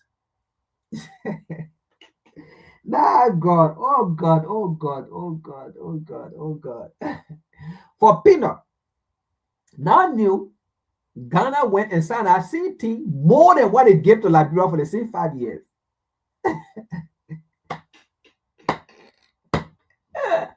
That's the same thing that happened here. You go sign a deal with the US for $125 million for the same 5 years. Another country that is not even an ally, that is not even close to the US, okay, went and signed a deal with the US for $1.7 billion. Do you know how much 125 million can come from $1.7 billion? Just the $0.7 billion. $0.7 billion. Eh? But the issue here is, not that I'm in favor of the $1.7 billion they gave to Kenya, right? But what I want to tell you here is, before you be so excited about what happened, first of all, be asking questions. But we are the rightful ally to the US. We are the right people to the US. Some of you don't like to hear it, but Liberia is still a colony to the US. Okay? Some of you don't like to hear it. Go do your research. Go learn it. You are still a colony to the US. And we know what we're talking here. Okay? And we can defend that anytime. And we have thrown that. I've thrown out most platforms. Anybody who still want to debate me on those things, come. We are ready.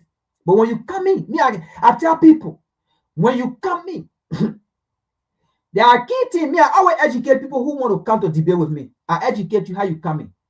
Make sure you understand what a colony is.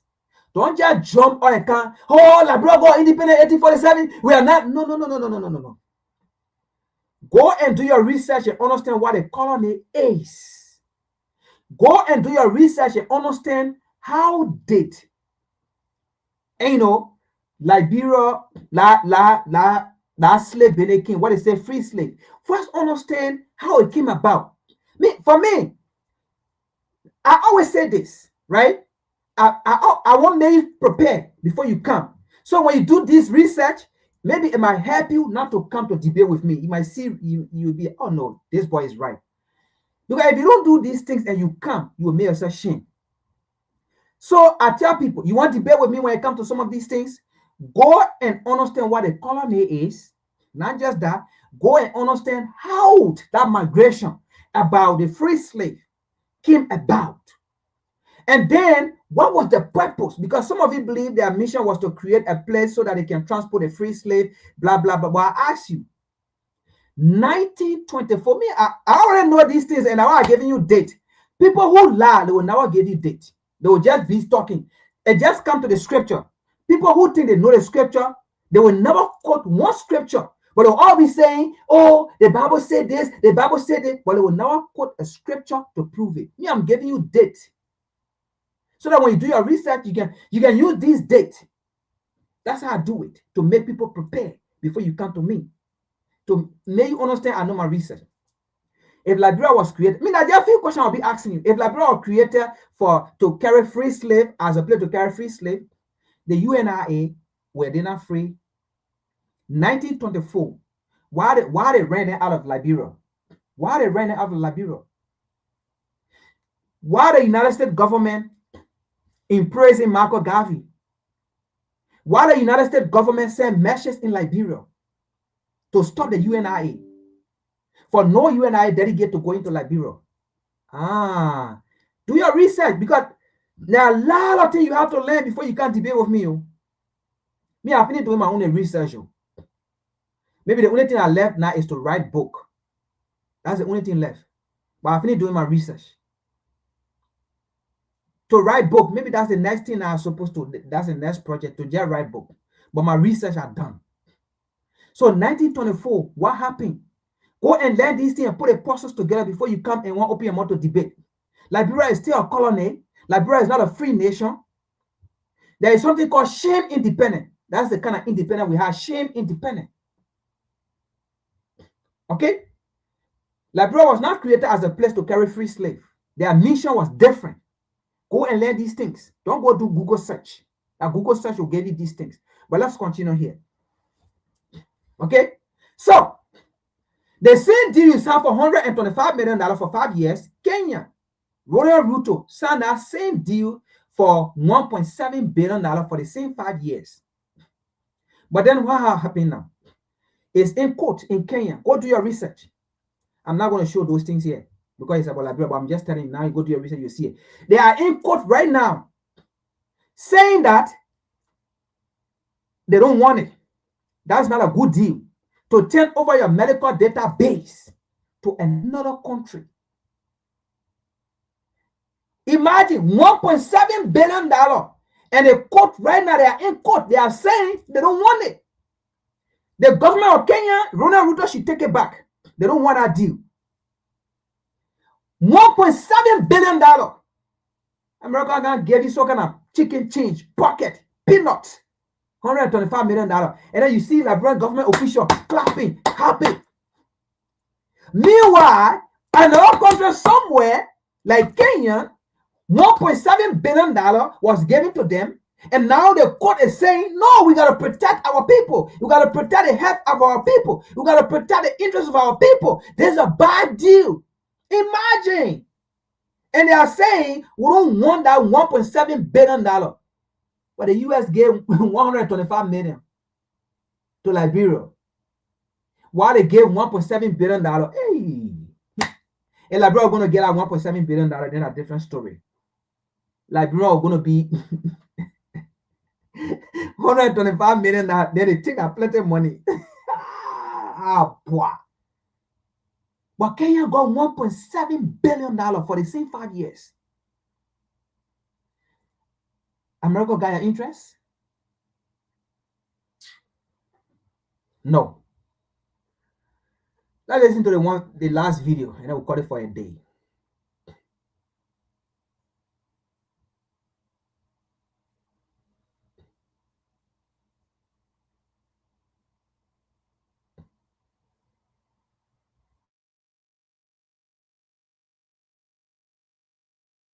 The US government just announced a shiny new $125 million memorandum of understanding with Liberia for health. The press release is full of uplifting language about leveraging momentum and a historic commitment. It all sounds wonderful, doesn't it? But let's take a deep breath and actually look at what this really is. Because when you peel back the layers of diplomatic jargon, you start to wonder if this is the game changer they claim it is, or just more of the same, wrapped in a prettier bow. First off, the big headline number, $125 million. That sounds like a lot of money, and it is. But here's the catch. This isn't new money. The official statement itself quietly admits that this move represents the planned US government investment. Planned. This isn't a fresh check being cut. It is a formal declaration of what they were already intending to spend through existing programs like PEPFAR for HIV or AIDS, the President's Malaria Initiative, and other global health security funds. So, is it a historic new commitment, or is it just rebranding existing aid packages for a good photo op? It feels a lot like announcing you are going to keep paying your mortgage and calling it a bold new investment in housing. The move is supposed to run for 5 years. Let's do some simple math. 125 million divided by 5 years is $25 million per year. Now, consider Liberia's population of over 5 million people. That breaks down to less than $5 per person per year. Less than $5 to tackle HIV, malaria, maternal mortality, and build a resilient health system from the ground up. Can you really revolutionize a nation's healthcare for the price of a fancy cup of coffee per person? It seems a bit of a stretch, to put it mildly. The agreement talks a big game about accountability and Liberian ownership. It says Liberia will lead its own journey to self-reliance. That's the dream, right? But how does that square with a framework where the US government still holds all the purse strings and largely dictates the programs the money goes to? True ownership means giving a country the flexibility to decide its own priorities. Is Liberia getting to decide where this money goes? Or are they just managing programs that have already been designed in Washington, D.C.? The language is vague, and history tells us that donor-driven priorities often overshadow local needs. Let's also be skeptical about the timing. This announcement comes amid a global landscape where influence is a key currency. Is this move truly about altruism and the health of Liberians? Or is it a strategic move to secure an ally and project American soft power in a region where other global players are increasingly active? When aid is tied so closely to geopolitical strategy, you have to ask whose interests are really being served first. The press release even frames it under the America First Global Health Strategy. The name itself tells you the primary beneficiary. Finally, the MOU emphasizes measuring results and strengthening accountability. These are great buzzwords, but they can also be bureaucratic traps. They often translate into endless reporting requirements that bog down already understaffed local health ministries. Instead of doctors and nurses focusing on patients, they are stuck filling out forms to prove to a foreign government that the money is being spent properly. It can create a system that's more about ticking boxes than achieving real, sustainable health outcomes. So, while any funding for Liberia's health system is welcome, let's not get carried away by the triumphant press release. This $125 million move looks less like a revolutionary new partnership and more like business as usual. It's repackaged existing funds, amounts to a pittance per capita, and is wrapped in the language of strategic self-interest. It's a great deal for PR, but whether it is a great deal for the average Liberian trying to get decent health care remains to be seen. And I, for one, will remain skeptical. Thanks for watching.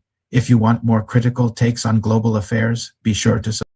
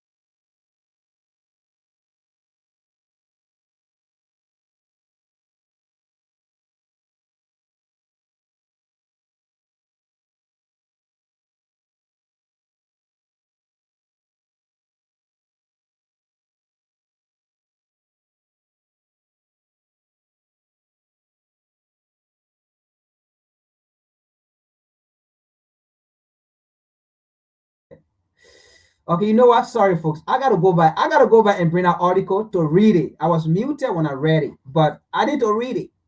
I need to read it. So be with me. Let me get back here. I need to find that article. Hold on. Let me see.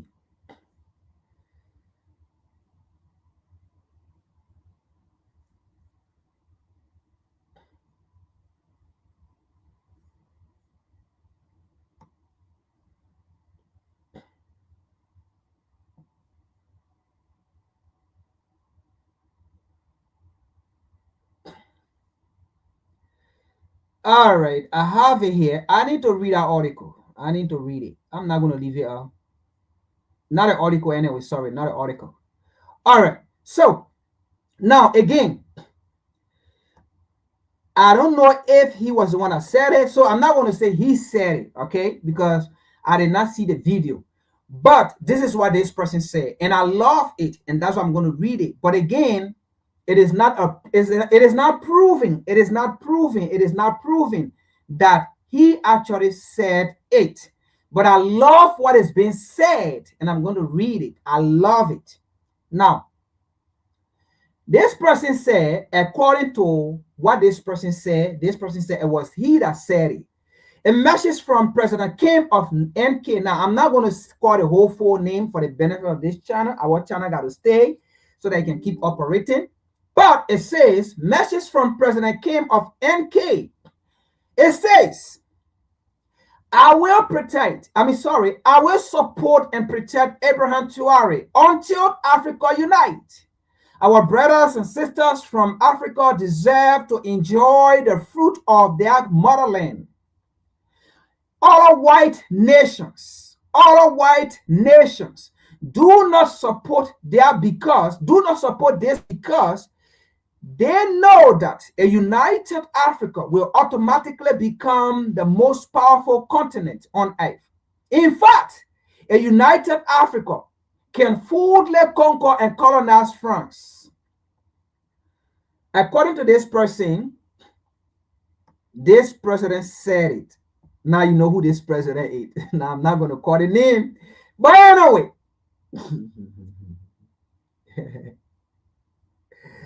All right, this is today's presentation, folks. We end here, we stop here. This is what I have to give to you. United Africa, united we are, divided we fall, right? United we stand, divided we fall. And divided we are, the more the European nation or the enemies come to conquer us. Anyway, that is a presentation I have to give you today to talk about the issue in Benin, how it happened, who all was behind it, and also to talk about subsequent coup that will be happening on the African continent, right? We have to analyze these coups, right? Coup going to be happening around election time period that will be manipulated by the West in order to keep the corrupt leader in power that is protecting the interests of the West. And also there will be a coup that will take place that will be real coup. But again, it's going to be manipulated again, just how this was, the Benin incident was manipulated by Nigeria, France, and Africa to stop it, to make sure to keep this corrupt government or puppet leader in power, right? On the demise and sufferings of the people. So these things are going to happen. It's going to keep coming up, okay? But let us keep tight, and as we continue to protect, especially the AES, because the fall of the AES is the fall of the African continent. And the succeeding, or if the AES succeed, the African continent succeed. So we cannot allow propaganda to go against, or propaganda to win against the AES nation. So that is why we have to be prudent. We have to be on alert and make sure we present information based on our struggle, on our perspective, right? Based on our reality. We have to be very mindful presenting when it comes to issues affecting we African. Not because the West report on it, and then we go, oh, Western countries say this. No, the West will never report anything good when it comes to Africa. BBC will not report anything good. ABC will not report anything good. CNN will not report anything. Have you seen any reporting about the achievement of the AES? Never. Because they know the achievement of the AES, right, is failure to them. But the AES-4 is an achievement to them. Because when again will we see another African country rising up? Just how you see they go to assassinate African leader, then they have to take another years for another brave African leader to come out. When they killed Patrice Lumumba, when America, directly or indirectly, when they killed the CIA, when they killed Patrice Lumumba, you know how long it took for another leader to rise up? When they killed Amilcar Cabral, you know how long it took? When they took out Sankara, it took 30 years for another Sankara to come in Burkina Faso, which is Ibrahim Traoré. But this time around, we were so fortunate. We were fortunate when the United States government and NATO went and killed Gaddafi. We were so fortunate. It never took long. We saw three great African leaders, Ibrahim Traoré, Assimi Goïta, and Tiani, in few years that rose up. Why? Because Africans are now carrying on narrating their own perspective. That's why it never took long for these three leaders to come out. That's why it never took long for us to understand the rationale behind these three leaders' vision. Because we use social media now to do research, at the same time narrating our story. At the same time, people getting to relate. Okay? And at the same time, exposing the United States and exposing Europe of their plan against Africa. And that's why Africa was swift to understand what Ibrahim Traoré meant, what Tiani meant, what Keita meant. And that's why you saw worldwide protests. When that crazy and stupid American general sat down and said they should take war to Burkina Faso to go kill African people. And African people worldwide reacted quickly, swiftly, and warned him and said, that's right. It will not be good for you. And that led him to resign. Because we are writing our own story. We are narrating our own story. We are not allowing the West to narrate our story no more. We are not allowing the West to write our story no more. We are not allowing the West to document our story no more. Because each time they tell our story, they tell it from different angles, from different perspectives. Each time they write our story, they write it with different perspective, with different angle. Each time they document our story, they document it with different perspective, with different angle. And then when they do these things, when they write, they narrate, we don't see solution to our problem. But when we ourselves write our story, narrate our story, we see solution. And that is why you see the Shahid nation are succeeding. And we are behind the African, both home and abroad, are supporting the Shahid nation. And we should continue to do that. We should continue to believe each other story, narrative. Right? I'll stop here. We've been here for a long. Share, like, subscribe. All right? We need to grow. We need to grow. What are you doing? It's not going to harm you. Just hit it. Hit the notification so that anytime we go, you will see us. Anyway, this is WCC. I am your host. This is Frank, your revolutionary repatriation educational lecture series. Love you guys. Peace.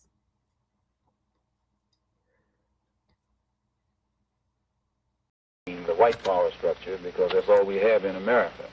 And the white power structure today is just as much interested in perpetuating slavery as the white power structure was 100 years ago. Only now they use modern methods of doing so. And realizing that the black people in this country are waking up and becoming filled with a desire to be looked upon as men and as human beings.